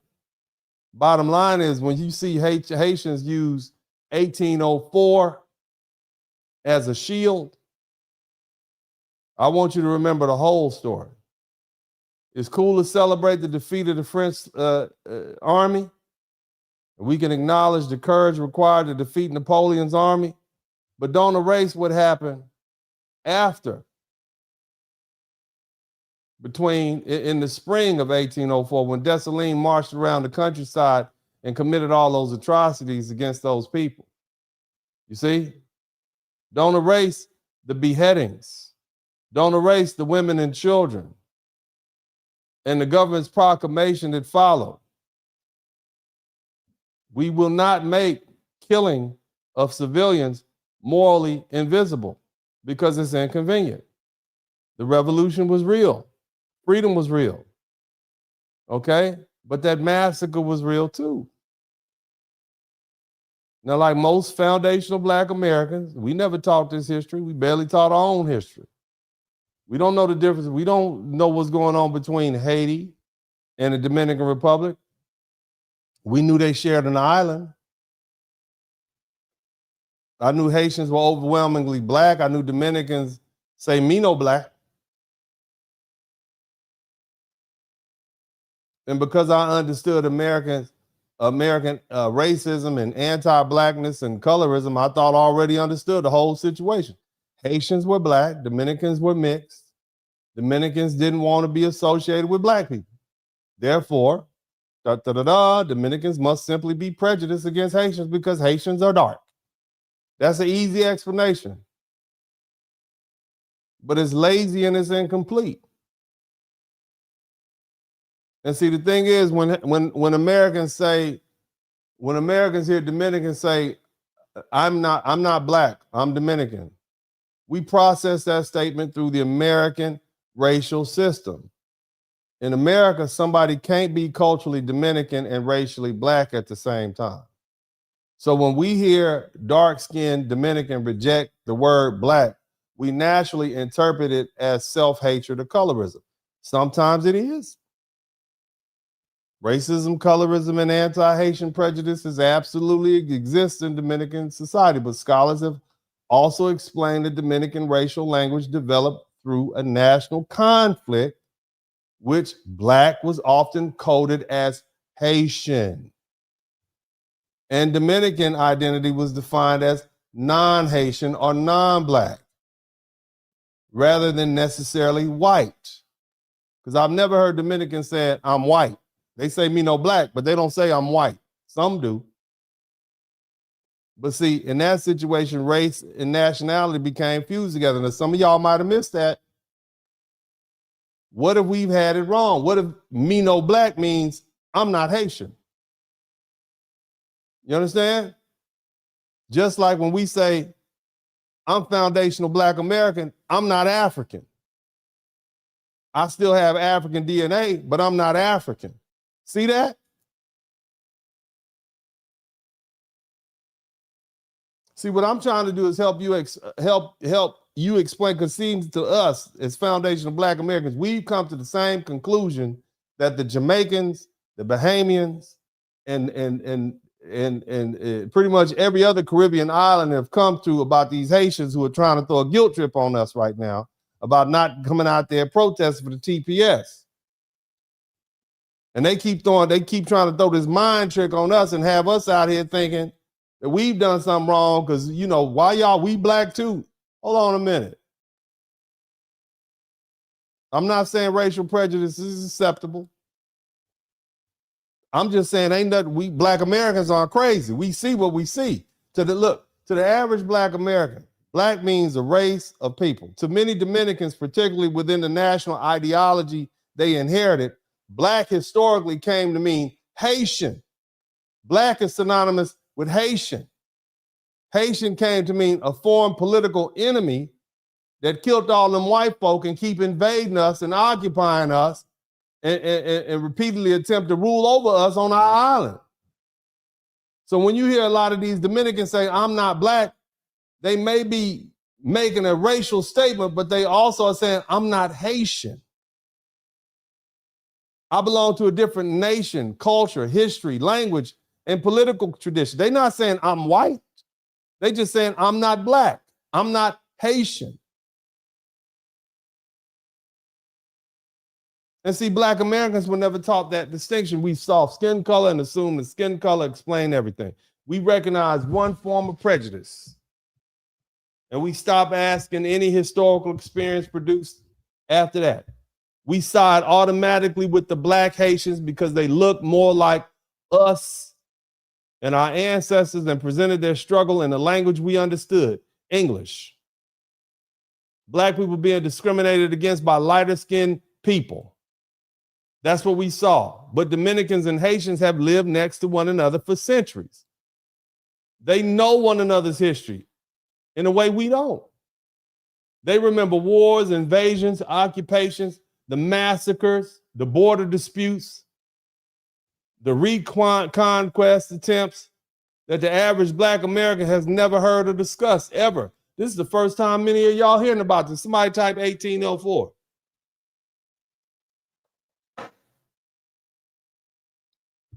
And see, let me explain something else. Let's go a little deeper. Somebody type deeper in the chat room.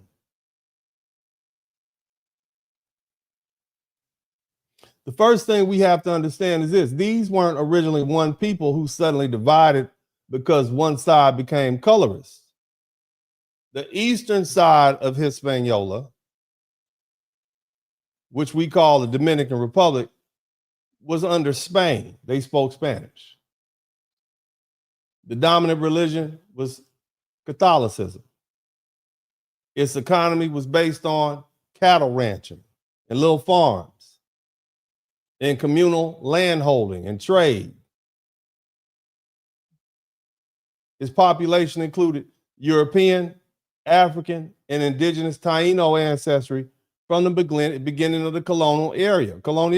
The western side, the side we call Haiti, that came about later, after. So the Spanish side, that was there first. The Dominican side, which showed up when France showed up, that came later.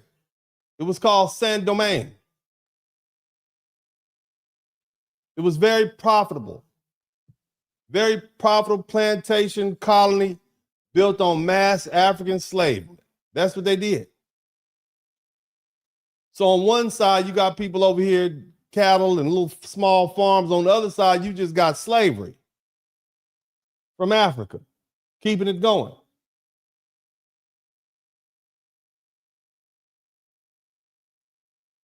Now, France's possession of the western part was formally recognized by Spain in 1697 at a treaty. They had a treaty. It's called Ryswick. Okay, you all take that part over. We're going to recognize it. Y'all speak French over there. We're going to speak Spanish over here. That's your side. These two societies developed under different empires, different laws and languages and economic systems and, religions and racial structures. It's like the difference between Mexico and the United States. They speak Spanish. We speak English. We had the British. They had the Spanish Empire. And see, the thing you have to understand is that history matters because Haitian independence didn't erase the separate development of the Dominican Republic, which was the eastern side of the island. Haiti emerged from a revolutionary war against French slavery. The people of the eastern side, or Santo Domingo, didn't emerge from that same revolution. They didn't have nothing to do with them. They had their own history. They had their own culture and institutions. They had their own relationship with Spain. Haiti's leaders, however, they view control of the entire island as necessary for Haitian security. They said they feared that France and Spain or some other European power could use the Eastern Territory as a base from which to invade Haiti and restore slavery. I understand why they were nervous and somebody typed paranoid in the chat room. They was crackhead paranoid. You understand why? They killed all them white folk. And they said, we know these French are going to come back and get us. We know they're going to team up to these white folk are not going to let us get away. So we need to go ahead and take over we need to take over the eastern side, the Spanish side. So they don't have anywhere they can land to come get us. We understand why you're paranoid. You did all them white folk there. You killed 5,000 white folk, you cut them up. You don't know who them people was for. You just indiscreet. You done did all that dirt. Oh, they going to get you. You understand? France still had military forces in the east. And in January 1805, a French commander named Jean-Louis Ferrand authorized raids into Haiti to capture black men, women, and children and sell them into slavery. So it was still going on. You understand? Now, Dessalines, this person who killed all these white folk, he decided it was a good idea, okay, to invade the invaded eastern Santo Domingo, or in other words, the Dominican side in 1805. So think about this. It's 1804. Everybody's heard all this dirt you done did to these French people, okay? And now you want to bring your behind over here to the Dominican side, which was called Santo Domingo, okay?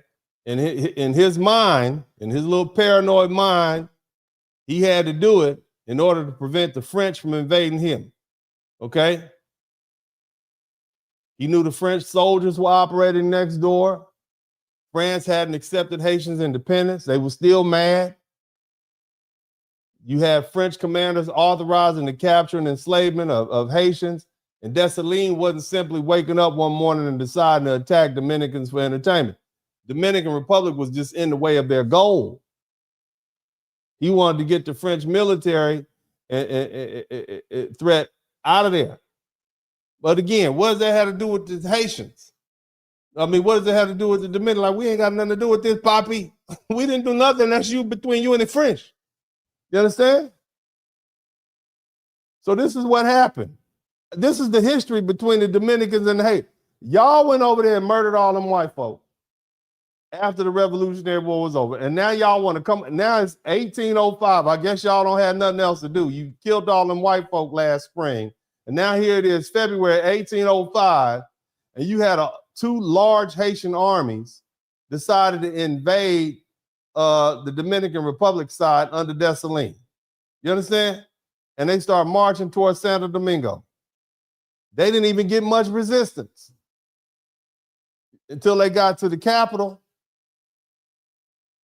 where the French commander had concentrated some forces. Remember, Spain was gone. It was just France there. You understand? Think about that. And when the French ships appeared offshore, he feared that Haiti itself might be attacked in order to withdraw. In other words, we over here on the eastern side and the Dominican Republic side, and the French have their boats. They might swoop back around and go back and take Haiti. So they withdrew. They went back. And so their military objective has failed. That's one invasion.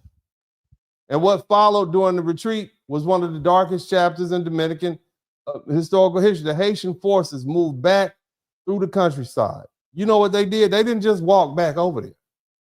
They destroyed the settlements. They burned down the town. They killed a bunch of Dominican people. These little Spanish-speaking people, why y'all over here with us, Poppy?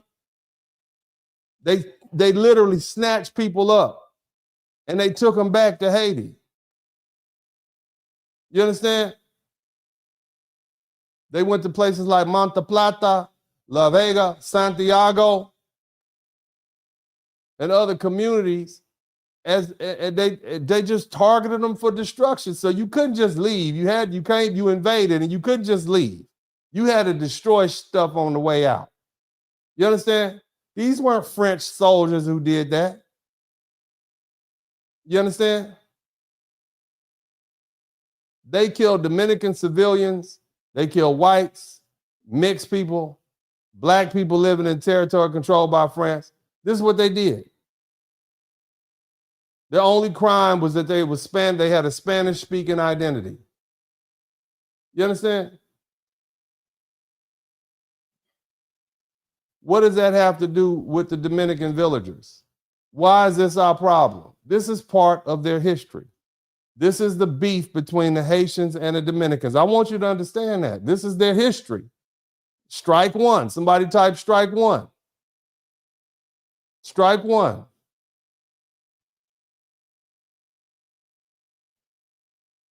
Think about that. There was a story that came out by a man named something that they call it the slaughter of Mocha. Shout out to Monica Camp. This is from a Dominican survivor. His name was Gaspar Pichardo.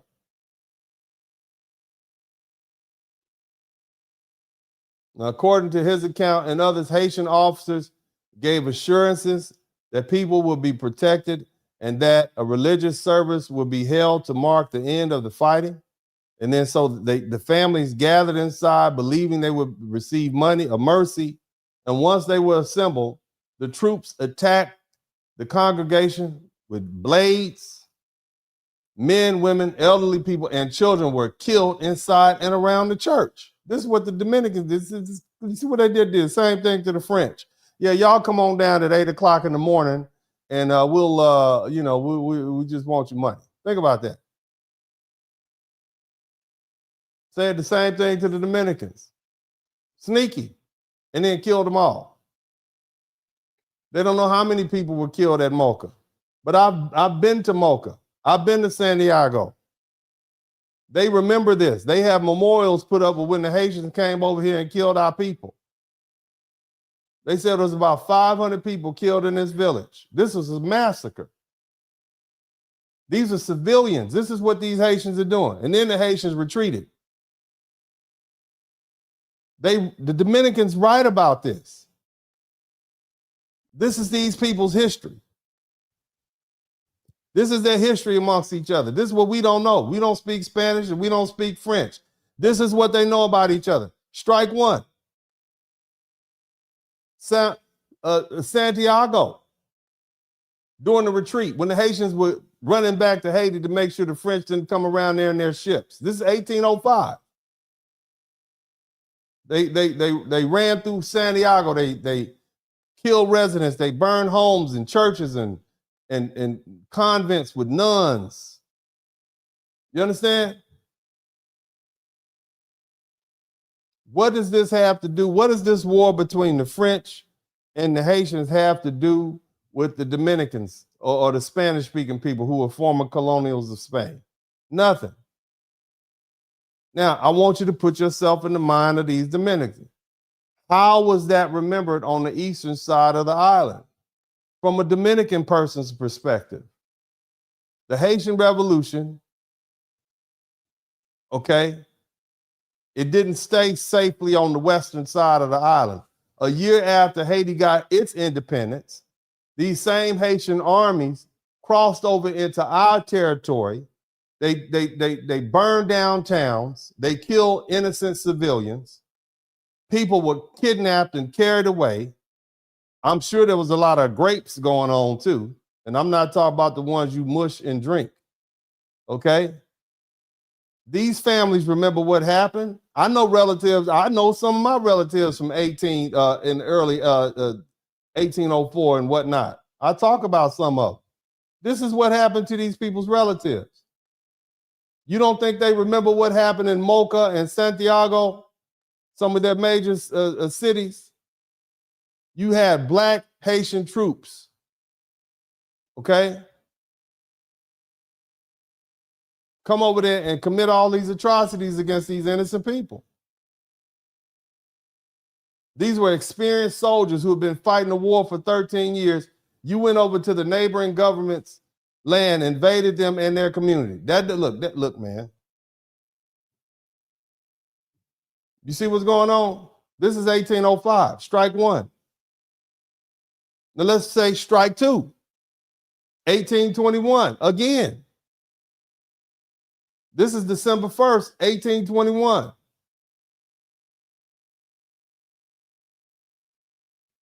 Jose Nunez Caceres and his supporters, they ended Spanish rule. And they declared the Eastern Territory independent as the state of Spanish Haiti. That's what they call themselves. Their plan was to become part of Haiti. They intended to associate the new state with Simon Bolivar and Gran Colombia. This independence is remembered as the ephemeral independence because it lasted only a matter of weeks.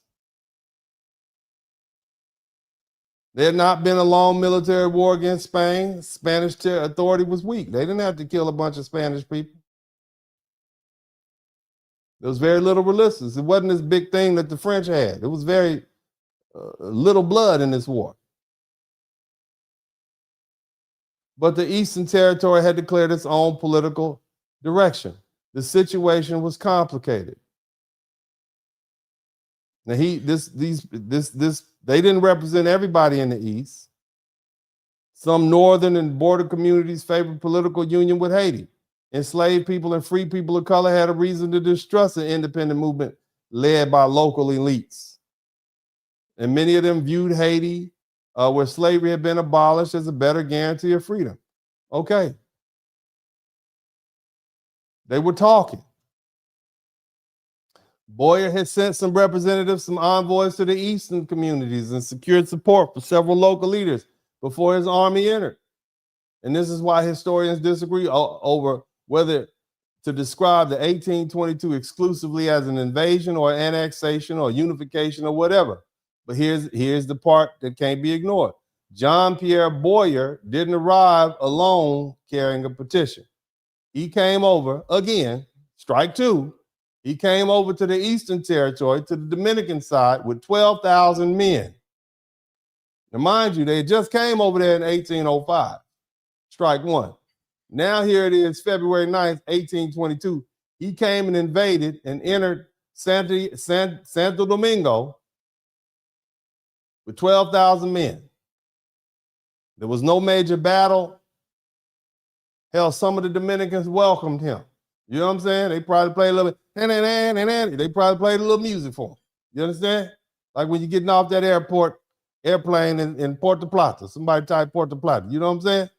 Welcome. Come on in. We got some mango for you, Poppy. Whatever. Now, the Haitians, they describe this as the liberation or unification because Boyer abolished the remaining slavery in the East. Again,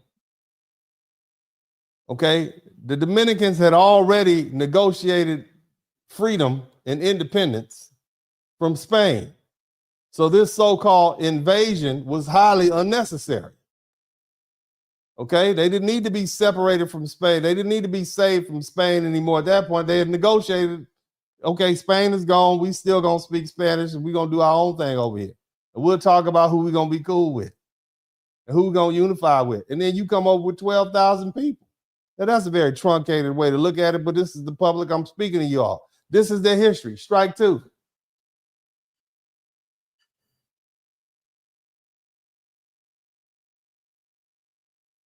Now, again, people who had still been legally enslaved, they were free. We don't need to lie about that to make the rest of the argument. Haiti didn't legally enslave the Dominican population in 1822. It technically abolished slavery. But abolition didn't give Boyer a permanent right to govern another people without their continuing, which is what he did. Because for the next 22 years,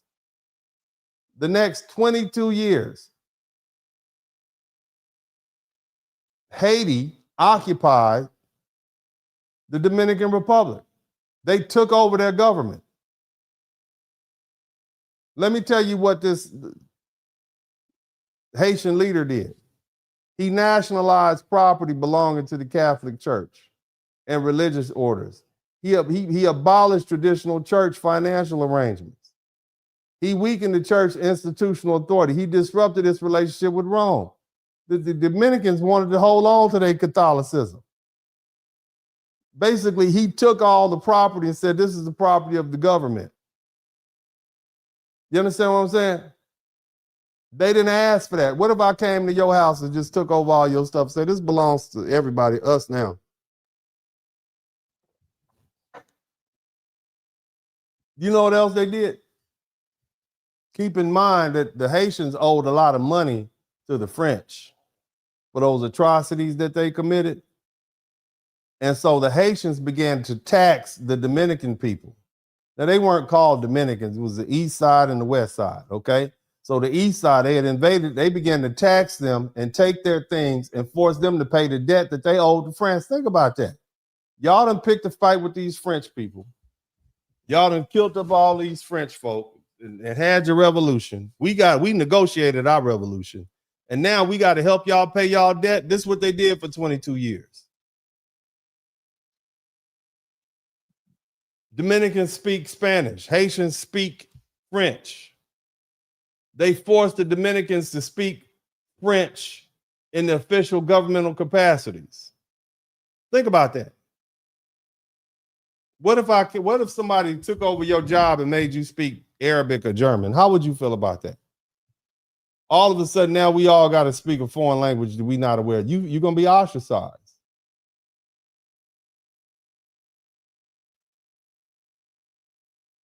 You understand?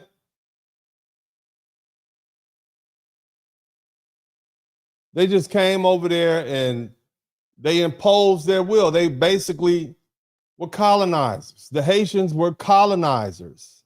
They came and colonized the Dominican side for 22 years.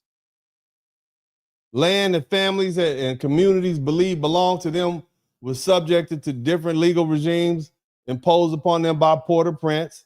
You had Haitian officials attempted to reorganize agriculture. In other words, they took this and took that and took crops and took cattle and so on and so forth.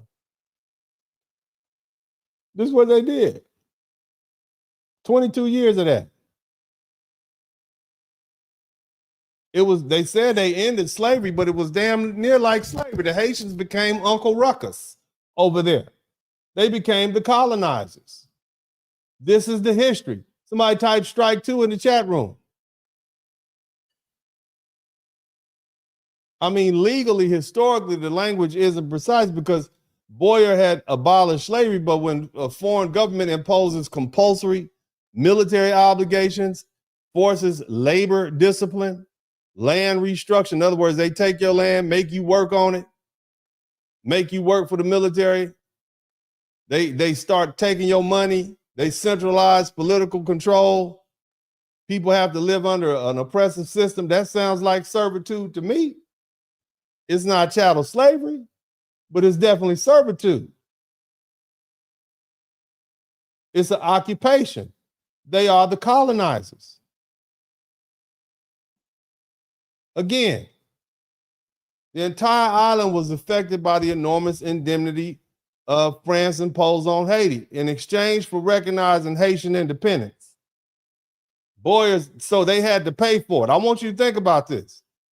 In exchange for recognizing Haitians' independence, the government of Haiti needed the revenue and residents in the East, in the Dominican side. They were expected to live under those same fiscal policies of the Haitian state, even though they didn't have anything to do with the French Revolution by the Haitians. So the Haitians paid the French to be recognized as a country, and then they forced the Dominicans to pay for it. Pay the bill. Y'all hear that? This is what happened. You see these people have history between them? Huh?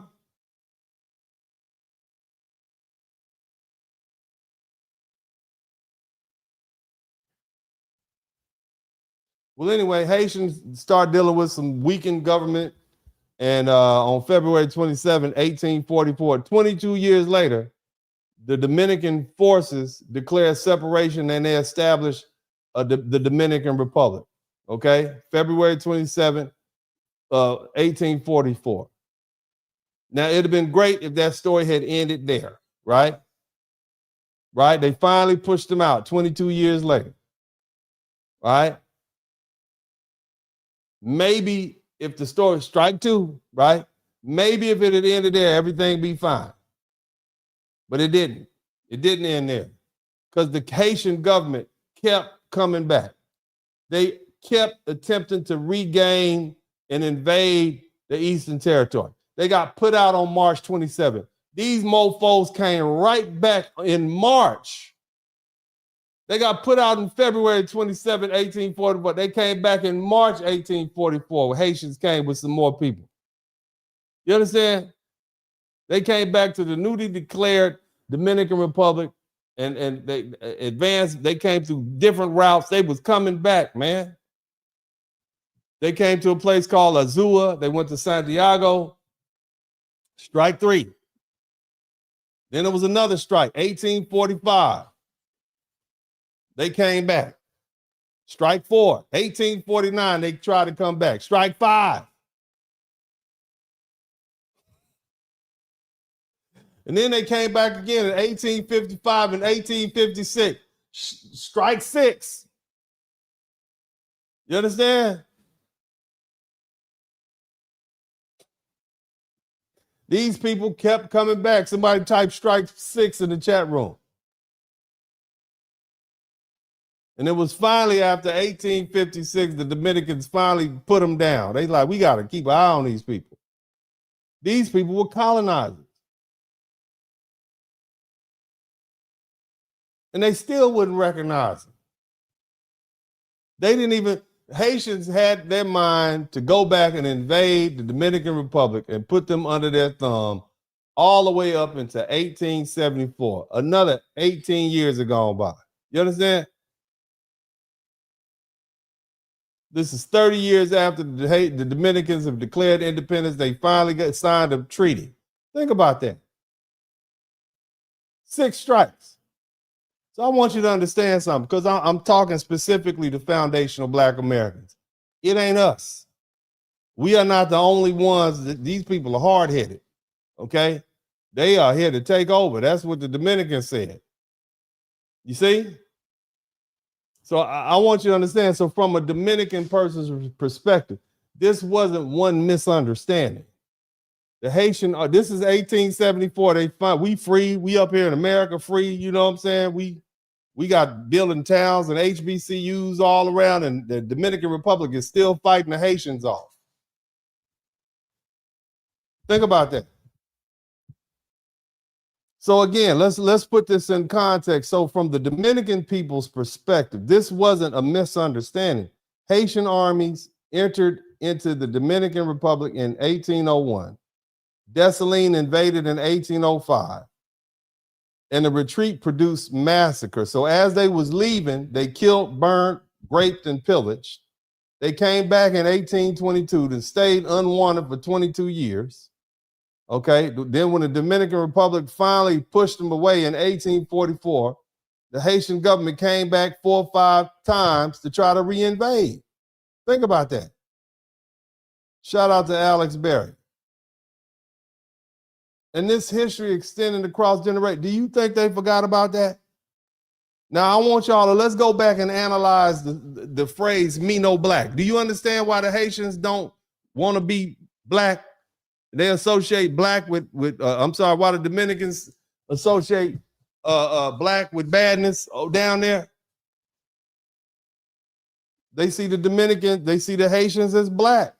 That's why they say me no black. Me no black is synonymous with me no Haitian. Again, some of that is colorism. Some of it is anti-Blackness. Some of it was deliberately cultivated by the Dominican elites, especially in the later periods, to depict Haiti as barbaric and Dominican Republic as Hispanic, Catholic, civilized, and racially superior. But look at all the stuff that they did. We shouldn't pretend otherwise, because it's intellectually lazy to say that the entire distinction is simply dark skin versus light skin, or that the Dominicans are ashamed of their African ancestors. These people have a real bloody history. So in the Dominican historical consciousness, Haiti wasn't merely the darker country next door. Haiti was the neighboring state whose armies had crossed the border, whose government had ruled over them and was oppressive and colonizing them, who had imposed different political legal system, who had taxed them unfairly, took their things, repeatedly attempt to reverse their independence. Haitian became associated with occupier, colonizer, foreign authority, cultural displacement, military threat, killers. Because Haitian national identity was explicitly black, the word black and Haitian became tied together in Dominican political language. That history helps explain the association. It doesn't make racial discrimination morally right. That's not what I'm saying. And see, this is what Black Americans aren't told. Shout out to my foundational Black American brothers and sisters. Are you learning something? See, we were handed a one-line explanation by the Haitian scholars who came up here and spoke English. Dominicans hate Haitians because Dominicans are colorists and refuse to admit they are black. That's what we heard. That's easy for us to understand.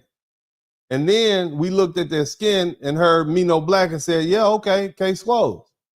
We don't care anyway. That ain't something we concerned about. But the case was never that simple. Dominicans know Haitians' history because they have lived beside Haiti for centuries. They know what Haitian governments have done, and Haitians know what Dominican governments have done. They have fought wars. They've exchanged populations. They've disputed borders. They traded with one another. They intermarried. They cooperated. They committed atrocities. against one another. And what we did, we came in at the tail end of this history with our American racial framework, and we assumed we understood everything after hearing one side. We didn't. You understand what I'm saying? I'm not saying we do.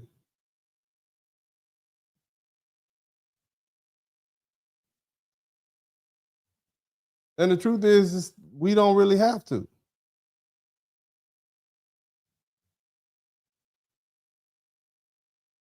And see, another thing that you got to understand is Haitian Revolution. Haitians are actually colorists themselves. They are very anti-light skin based on their rhetoric and based on their war history. Let's talk about it. And most Black Americans, you know, we are not dark pigment people of color or dark pigmented African people. We're not. We're mixed.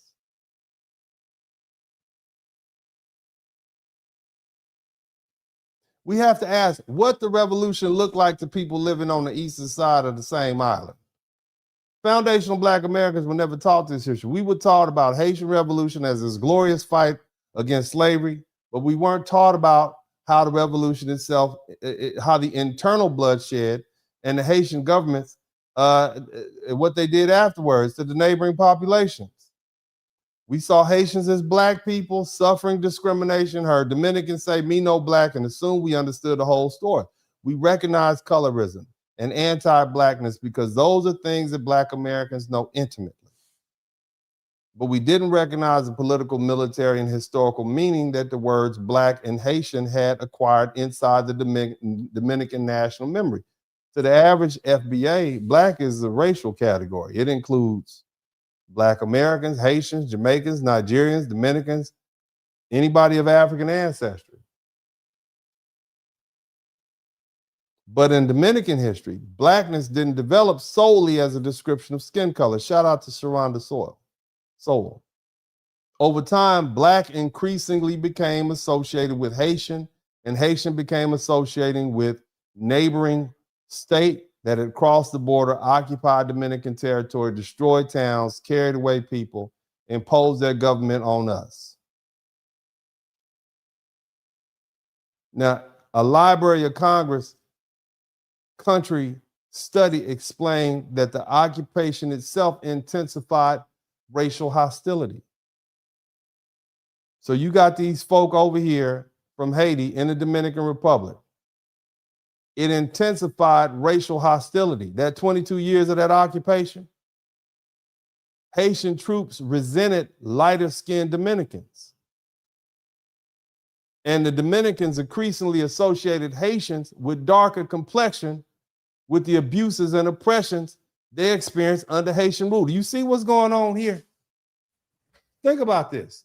You got the Haitians who had been under the French people, who were white people for all these years. And then they had their own mulatto population who sided with the French. So they didn't like light-skinned people. And now they decide it's a good idea to go over here and invade the Dominican side when you got a bunch of light-skinned people. So the light-skinned people over in the DR are getting beat up by the Haitians who don't like light-skinned people. And they're associating these dark-skinned people with oppressive. Again, I'm not saying Dominican colorism is imaginary. That's not what I'm saying. Okay? That's not what I'm saying. Okay? It doesn't make every Dominican racial attitude historically justified. That's not what I'm saying. But it does mean we have to stop pretending that a Dominican saying, "I'm no Black, I'm Dominican," can always be understood through the American racial system. Sometimes a statement may reflect colorism or denial of African ancestry, but it can also mean I'm not Haitian and I'm not part of the neighboring nation who's been invading us. I speak a different language. I come from a different colonial history. I practice different traditions and belong to a people who repeatedly fought against the Haitian political control. See, that history began before either modern country existed. The eastern side developed for centuries under Spain. They spoke Spanish. They did cattle ranching. They had communal property practices. They were Catholic. You see? Of mixed race, African, European, and indigenous. The western side, they developed under the French. One of the richest but most vicious plantation slave societies in the world. These weren't two branches of one unified society that suddenly separated because one became racist. These were two different groups of people, two different empires, two different set of laws, two different languages, religions, and racial systems. And the Haitian Revolution made those differences even more sharper. Look, Saint-Domingue, the Haitian side population, had been divided into enslaved Africans, listen, white colonialists, free people of color, in other words, light-skinned people, including a substantial group of mixed race property owning black people known as gens de couleur, okay?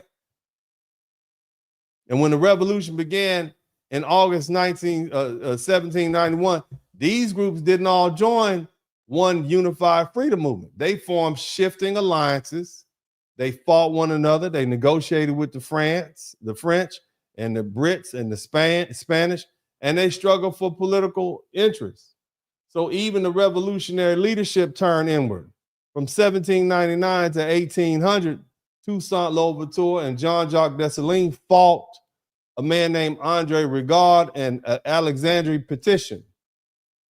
And I know I don't give a crap if I'm not saying it right. I'm not French. I'm speaking English, so I'm saying it as an English person. With André Rigaud and Alexandre Petition. I'm not going to say it the way you would say it.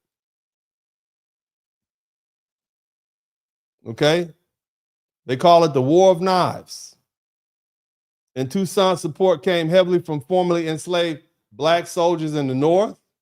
And Rigaud's Southern coalition drew from mixed race elite. So you had the light-skinned people and the dark-skinned people in Haiti fighting each other in the Revolutionary War. Not just the French, they were fighting each other. And the war involved political power, regional control, military rival. Now, the light-skinned dude, Rigaud, he was defeated. And many of his supporters fled and they were displaced.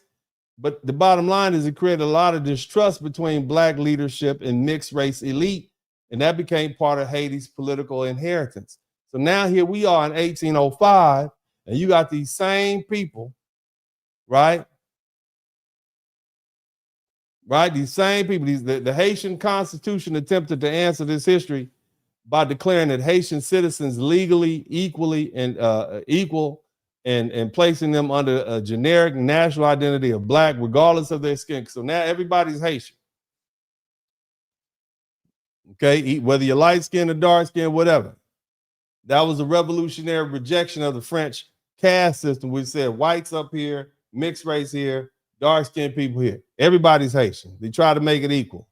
But from the perspective of the neighboring society, where you had African, Spanish, and indigenous ancestry, and they've been mixing for centuries, it appeared that the new Haitian state was turning blackness into an official political identity, and it eliminated the distinctions that Dominicans considered central to their own history. Now, I want you to put yourself in the population of a mixed Dominican population living next door. You watched the revolution, which people of light-skinned, dark-skinned people killed each other. White, black people killed each other. They got class issues, political loyalty, repeatedly determined who was trusted and who was in exile, okay, and who lost power and who got killed. You watched the remaining French white civilians, some of who could have been your friends. You watched them get slaughtered by Dessalines after the French army had been defeated and gone. You watched a new state declare all of its citizens black as a matter of national law. Shout out to Dream Girl. Then the state begins placing military pressure on your side of the island. And so the question in the Dominican people's minds is wouldn't simply have been, do we hate black people? No. See, black and mixed people already lived together throughout the Eastern Territory. It was by definition a mixed population. And the more immediate question would have been, what happens to us if the revolution crosses its border? What happens to the Spanish-speaking Catholics, the mixed families, the landowners, the farmers, merchants, people who don't accept the political identity imposed by the Haitian state? Will we be treated as neighbors? Will we be classified as enemies? And that fear reinforced almost immediately because, again, Toussaint Louverture, he came over there with the nonsense. Okay, he came again in 1805 and several more times. You see?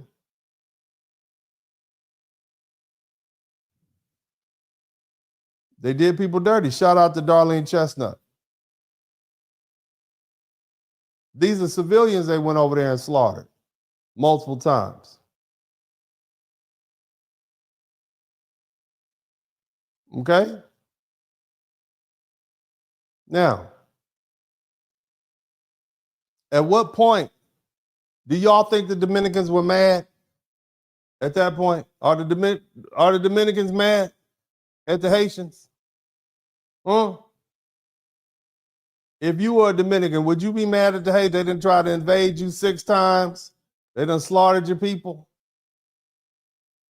I think I would be mad. Let me say this again. The Dominicans and the Haitians know each other in ways we do not. They share markets, family, music, labor, religion, migration routes, in one island. And they have fought each other. They've massacred each other. And we as Black Americans have arrived in this centuries-old relationship at the tail end. We don't speak any one of that. We don't speak French, Patois, or Spanish. We don't know. We assumed we had enough information to judge, and we didn't. And I say all that to say now, let's talk about the Parsley Massacre of 1937, because this is recent history. I would wager that there's some people who know people who are alive right now when this happened in 1937. They call it the Parsley Massacre. This was racial profiling. It was abusive deportation. It was denationalization or cruelty towards Haitian migrants. Again, let's not look at this in isolation. Let's not look at this massacre in isolation. Let's look at this in the context that in 1801, the Haitians started invading the Dominican Republic side, and they start doing things to them, slaughtering them. Keep this in mind. Let's put it in context. Are we learning something? Are we, somebody type me no black, 1804. Let's put it in context. Because we always hear Haitians come up, 1804, the next thing they talk about, anytime you say, well, do the Dominicans have they sign? They bring up, oh, Trujillo, Parsley Massacre. Okay. And we just back up off of it. Let's listen. Now, the Parsley Massacre. Haitians speak French. They speak Patois. It's hard for them to say parsley in Spanish. Okay? And so people, I mean, some people say it's true. Some people say it didn't happen. Bottom line is a lot of Haitians were unalive. Innocent Haitians living today aren't personally responsible for what Dessalines and all of those people did. We get that. And modern Dominicans aren't responsible or guilty for what Trujillo did. We're not saying that. All I want is foundational Black Americans to understand what's going on with these people. Okay? I want you to listen. So basically, they wanted to get the Haitians up out of there. And so they start going all around and they slaughtered thousands and thousands of Haitians. Again, these people have been warring with each other for decades now. I want you to keep that in mind.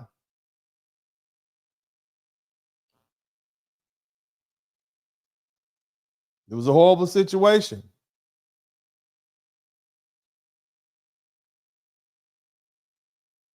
And historical memory does help explain the fear and the policy without morally justifying every modern act committed in its name.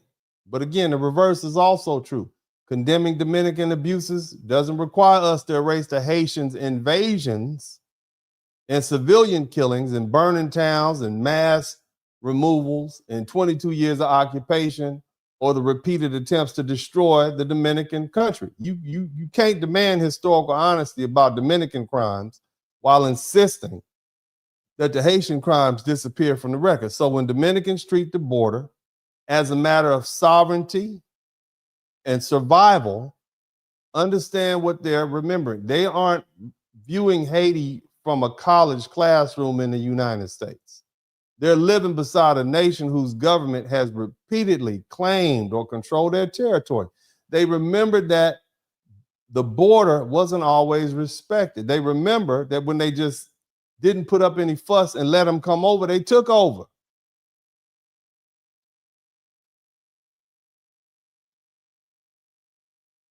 I'm not giving anybody the license to abuse innocent migrants. That's not what I'm saying. I'm just trying to explain why the Dominicans don't treat the border with Haiti as some abstract humanitarian line. To them, the border is the product of wars, occupation, resistance, blood. It's the physical line separating the Dominican state from a history in which Haitian leaders repeatedly sought control over the entire island and was willing to brutalize them for it. You may disagree with these Dominicans. You may condemn them as prejudice. You may demand humane treatment for Haitians.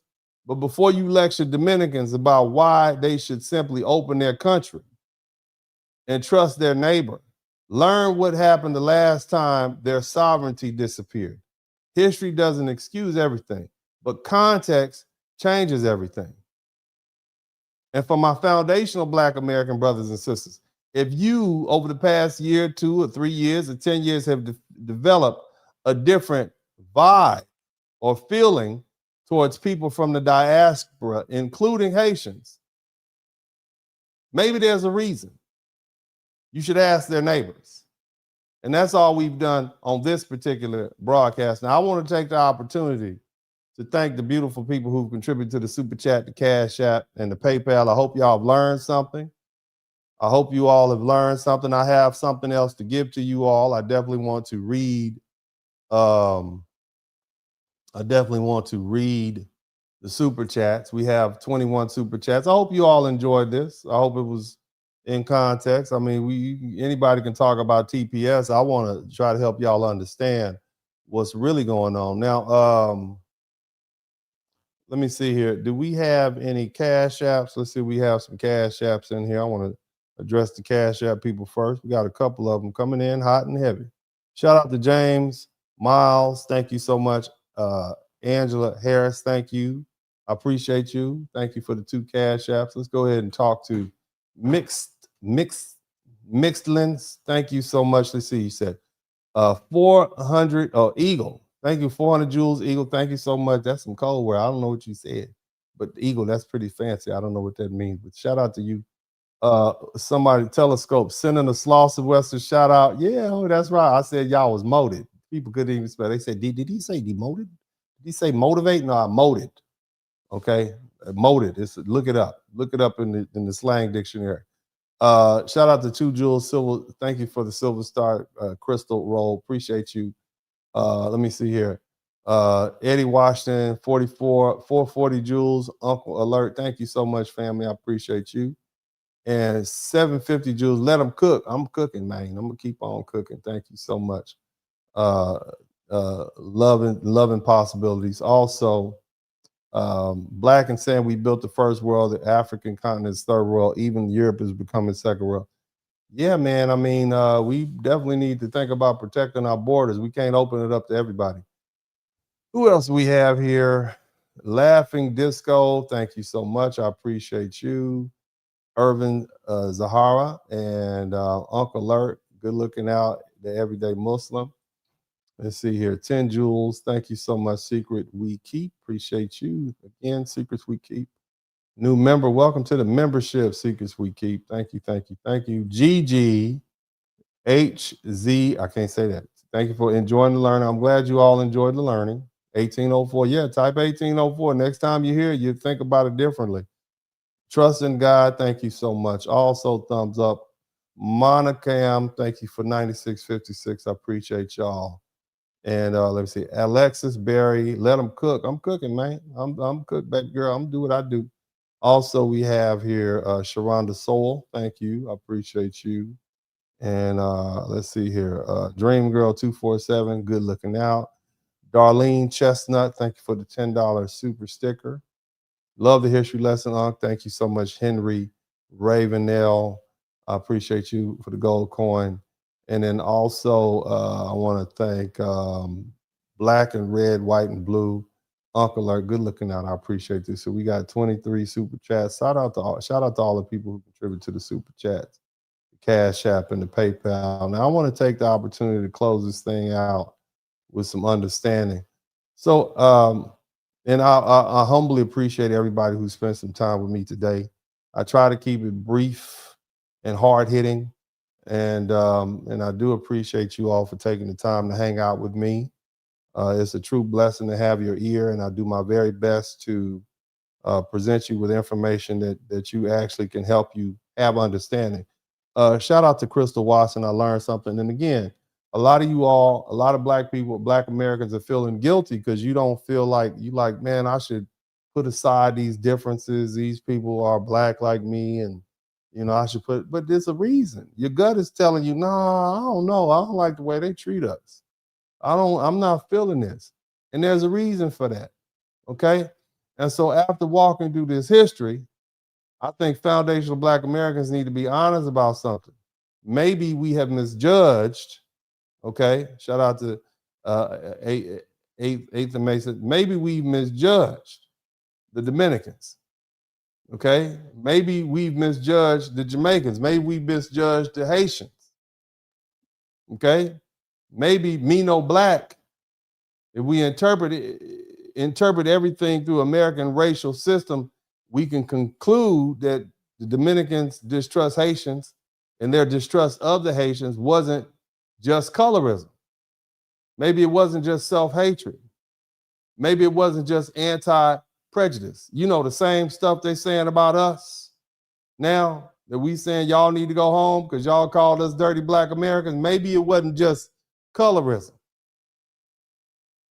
Okay? I'm just saying. See, after learning about these invasions and these occupations and this destruction of the Dominican communities and repeated attempts to take back Dominican territory, perhaps the Dominican suspicion didn't come from nowhere. Maybe the neighbors who have lived beside these Haitians for centuries understood something foundational Black Americans were never taught. That's the first conclusion. Shout out to Miss Cognito. I'm just saying.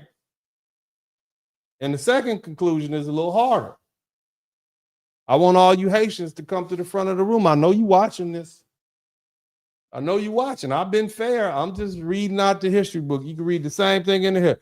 I want you Haitians to come up here to the front. First generation Haitian, second. Come on, bring your flags out.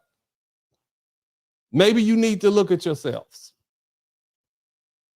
Because see, at some point, every problem can't remain somebody else's fault. If your country is falling apart, and it has been falling apart since I was a little boy, that's about 50 years ago. You can't dismiss every criticism as racism, my Haitian brothers and sisters. Every closed border can't be explained as colorism. Every disagreement can't be blamed on colonialism.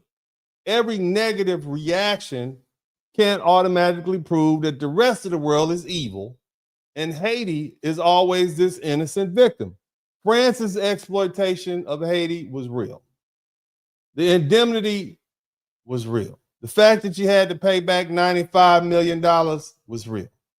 Foreign interference is real. American intervention is real. Racism is real. None of that is being erased. But those historical wrongs can't explain every decision made by Haitian politicians and business elites and gangs and institutions and political movements in 2 centuries later. Eventually, Haitians are going to have to be responsible for their own internal issues. Eventually, Haitian people must examine what their own leadership and institutions and political habits and cultural expectations are producing.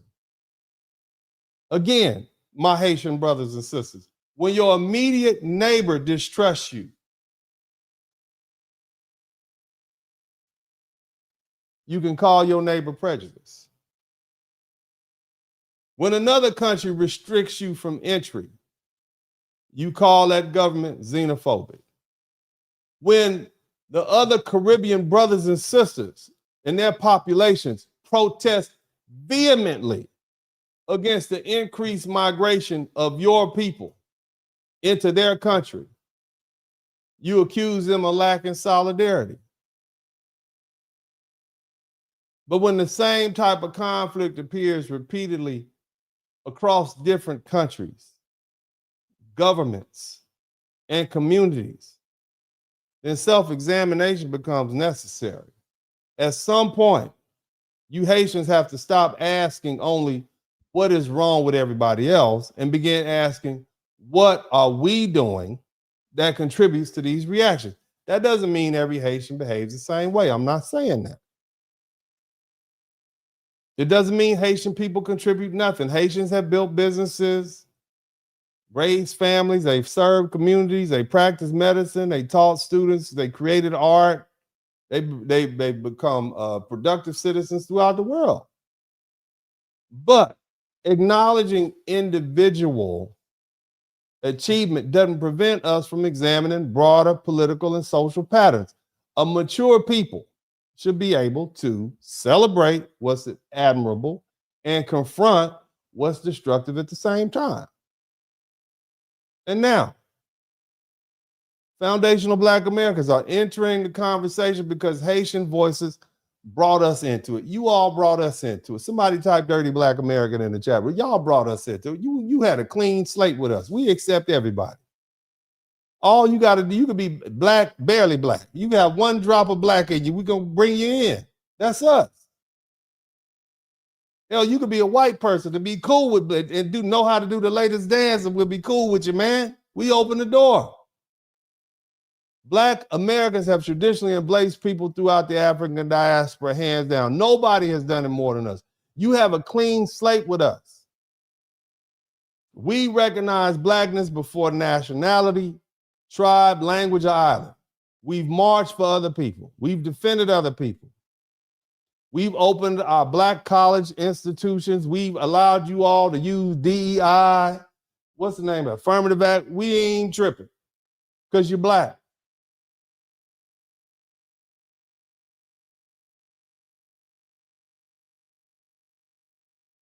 But then you attack Black Americans. Think about that.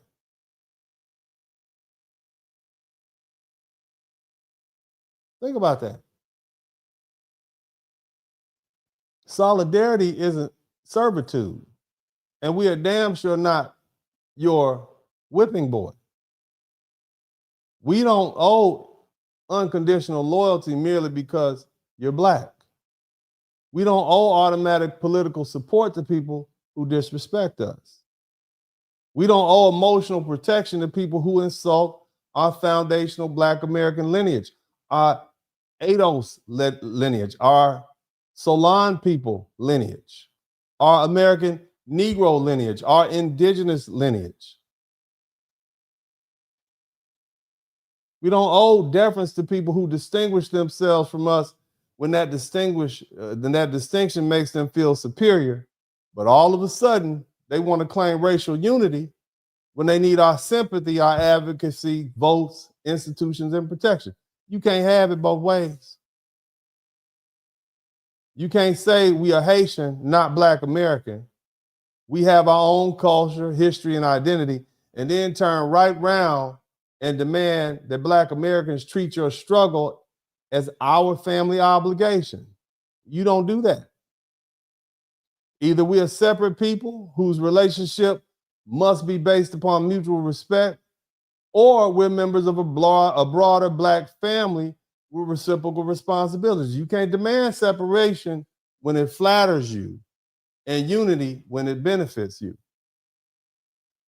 Black Americans are not playing that game with you all anymore. And that goes for all of you black folk in the diaspora and the African diaspora. I want you all to be completely clear about what's going on. These United States, this is our country. When you ask us where we from, we're from the United States. When you ask us where we really from, we from Mississippi, Louisiana, Arkansas, Oklahoma, Georgia, Florida. We from Texas. We from North Carolina. We from South Carolina. We from Tennessee. We from Virginia. This is where we from.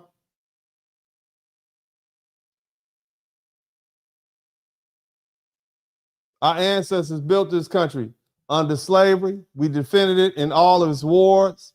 We challenged its constitution. We survived everything it threw at us. We defeated its legal segregation system. We transformed the culture. And we forced its institutions to recognize our rights that they had denied us and accept us for who we are.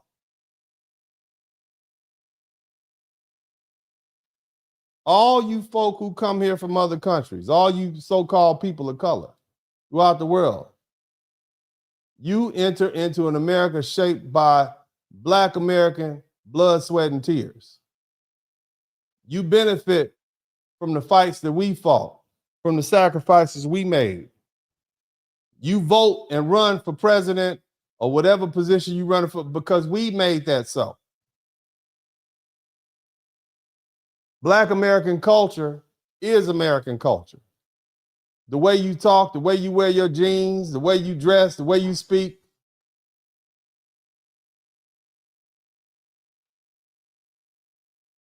This is the cultural environment that Black Americans fought generations to establish. That doesn't mean immigrants.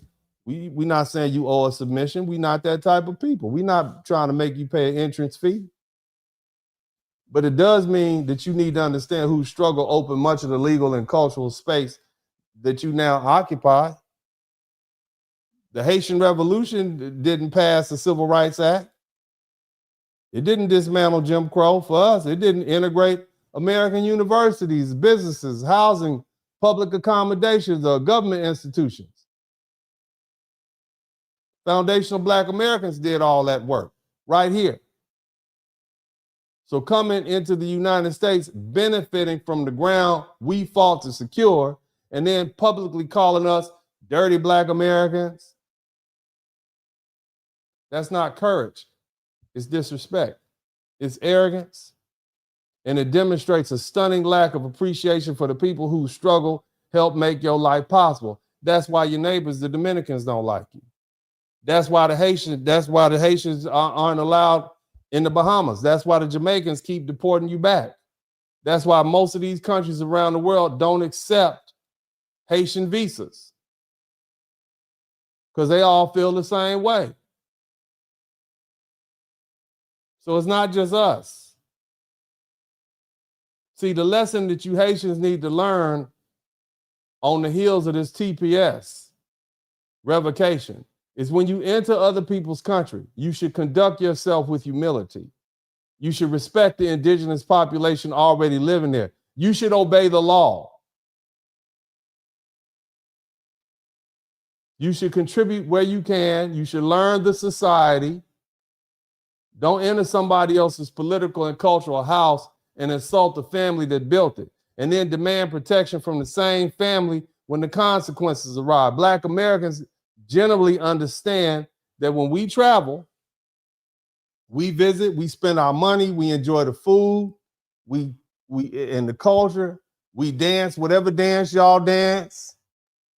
We respect the local population, and we get our butts back on them planes and back on them boats, and we come home.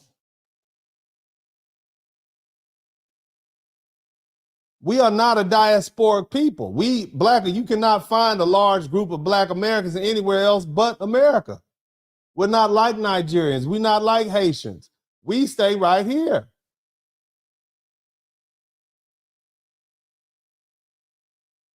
And see, what we do is we don't ordinarily arrive believing that the host population owes us anything.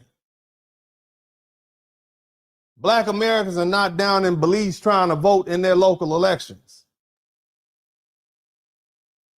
We're not trying to seek political authority in the Dominican Republic. We're not trying to seek automatic deference in Ghana.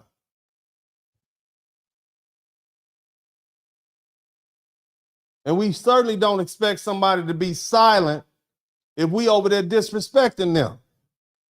And see, that's the lesson that you Haitian commentators y'all need to learn. You need to learn this. This isn't a call for Haitians to hate themselves. And this is certainly not a call for foundational Black Americans to hate Haitians. It's a call for honest national self-examination. What political habits keep producing instability in Haiti? Why have Haitian elites repeatedly failed their own population? Why do the Haitian institutions continually collapse? Why do these armed group of Haitians acquire more authority than the elected Haitian government officials? Why are so many Haitian people forced to seek security and opportunity somewhere else? And why do so many members of the diaspora respond to those failures by attacking Black Americans who had absolutely nothing to do with creating those problems? Insulting foundational Black Americans will not rebuild Haiti. Calling us jealous will not establish public order in your country.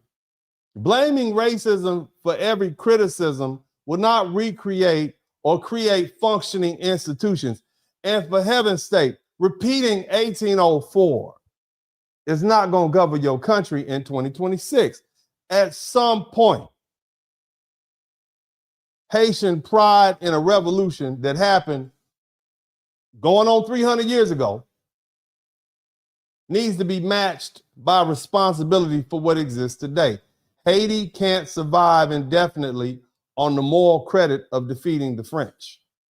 A country has got to eventually be judged by what it builds, protects, produces, and provides for its people now. So yes, perhaps Black Americans owe the Dominicans an apology for refusing to hear their side. Somebody type "me no Black" in the chat room, because we know African. We FBA. So us and the Dominicans are in the same category as far as the rest of the diaspora are concerned. They say "me no Black," we say "we no African." We FBA. Me no Black, me Dominican, we no African, we FBA. Same thing. We saw the complexion, we recognized the racial pattern familiar to us, and we assumed we understood everything. We didn't listen to the people who shared the island with y'all and fought wars against y'all and had to deal with y'all atrocities and saw your dirty laundry.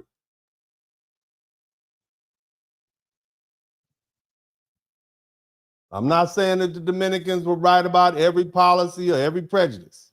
It's not what I'm saying.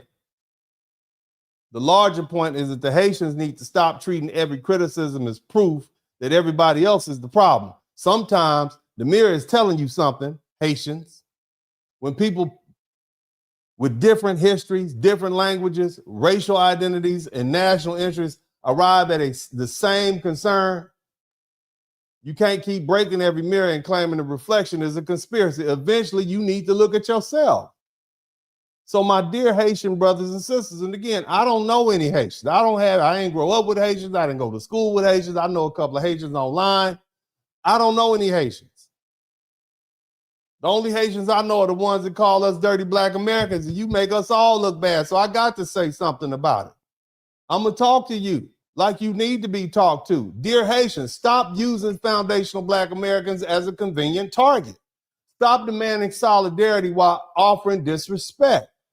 And stop using a 200-year-old revolution to escape your present-day accountability and responsibility. Take that revolutionary pride and discipline and courage and determination and direct it toward rebuilding your own nation.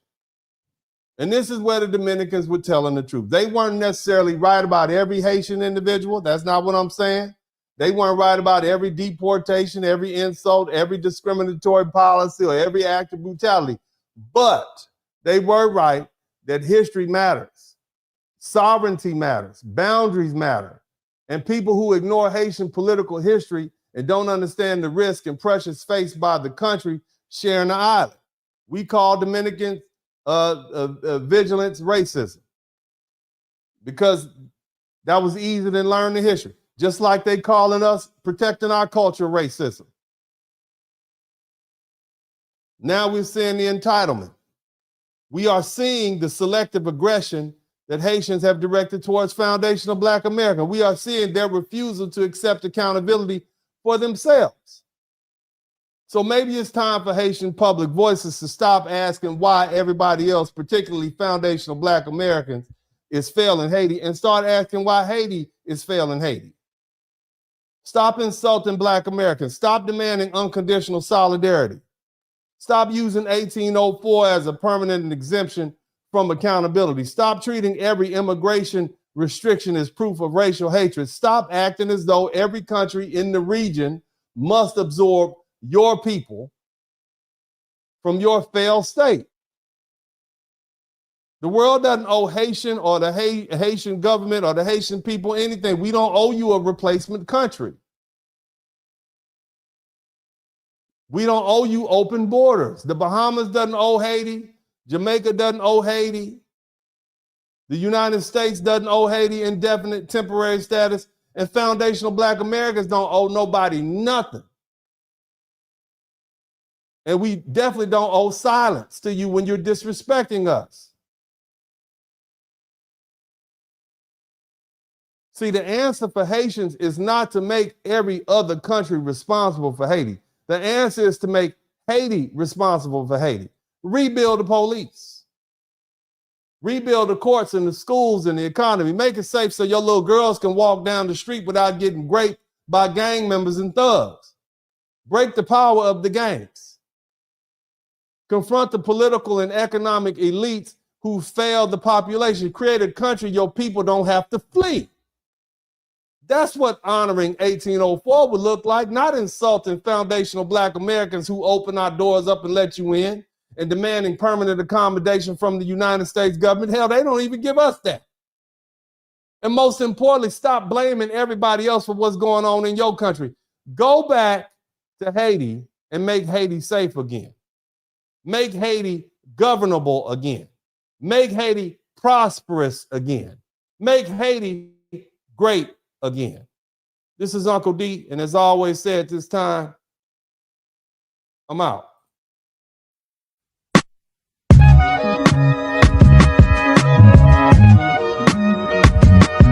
In the Spurling podcast, hit the like button, subscribe.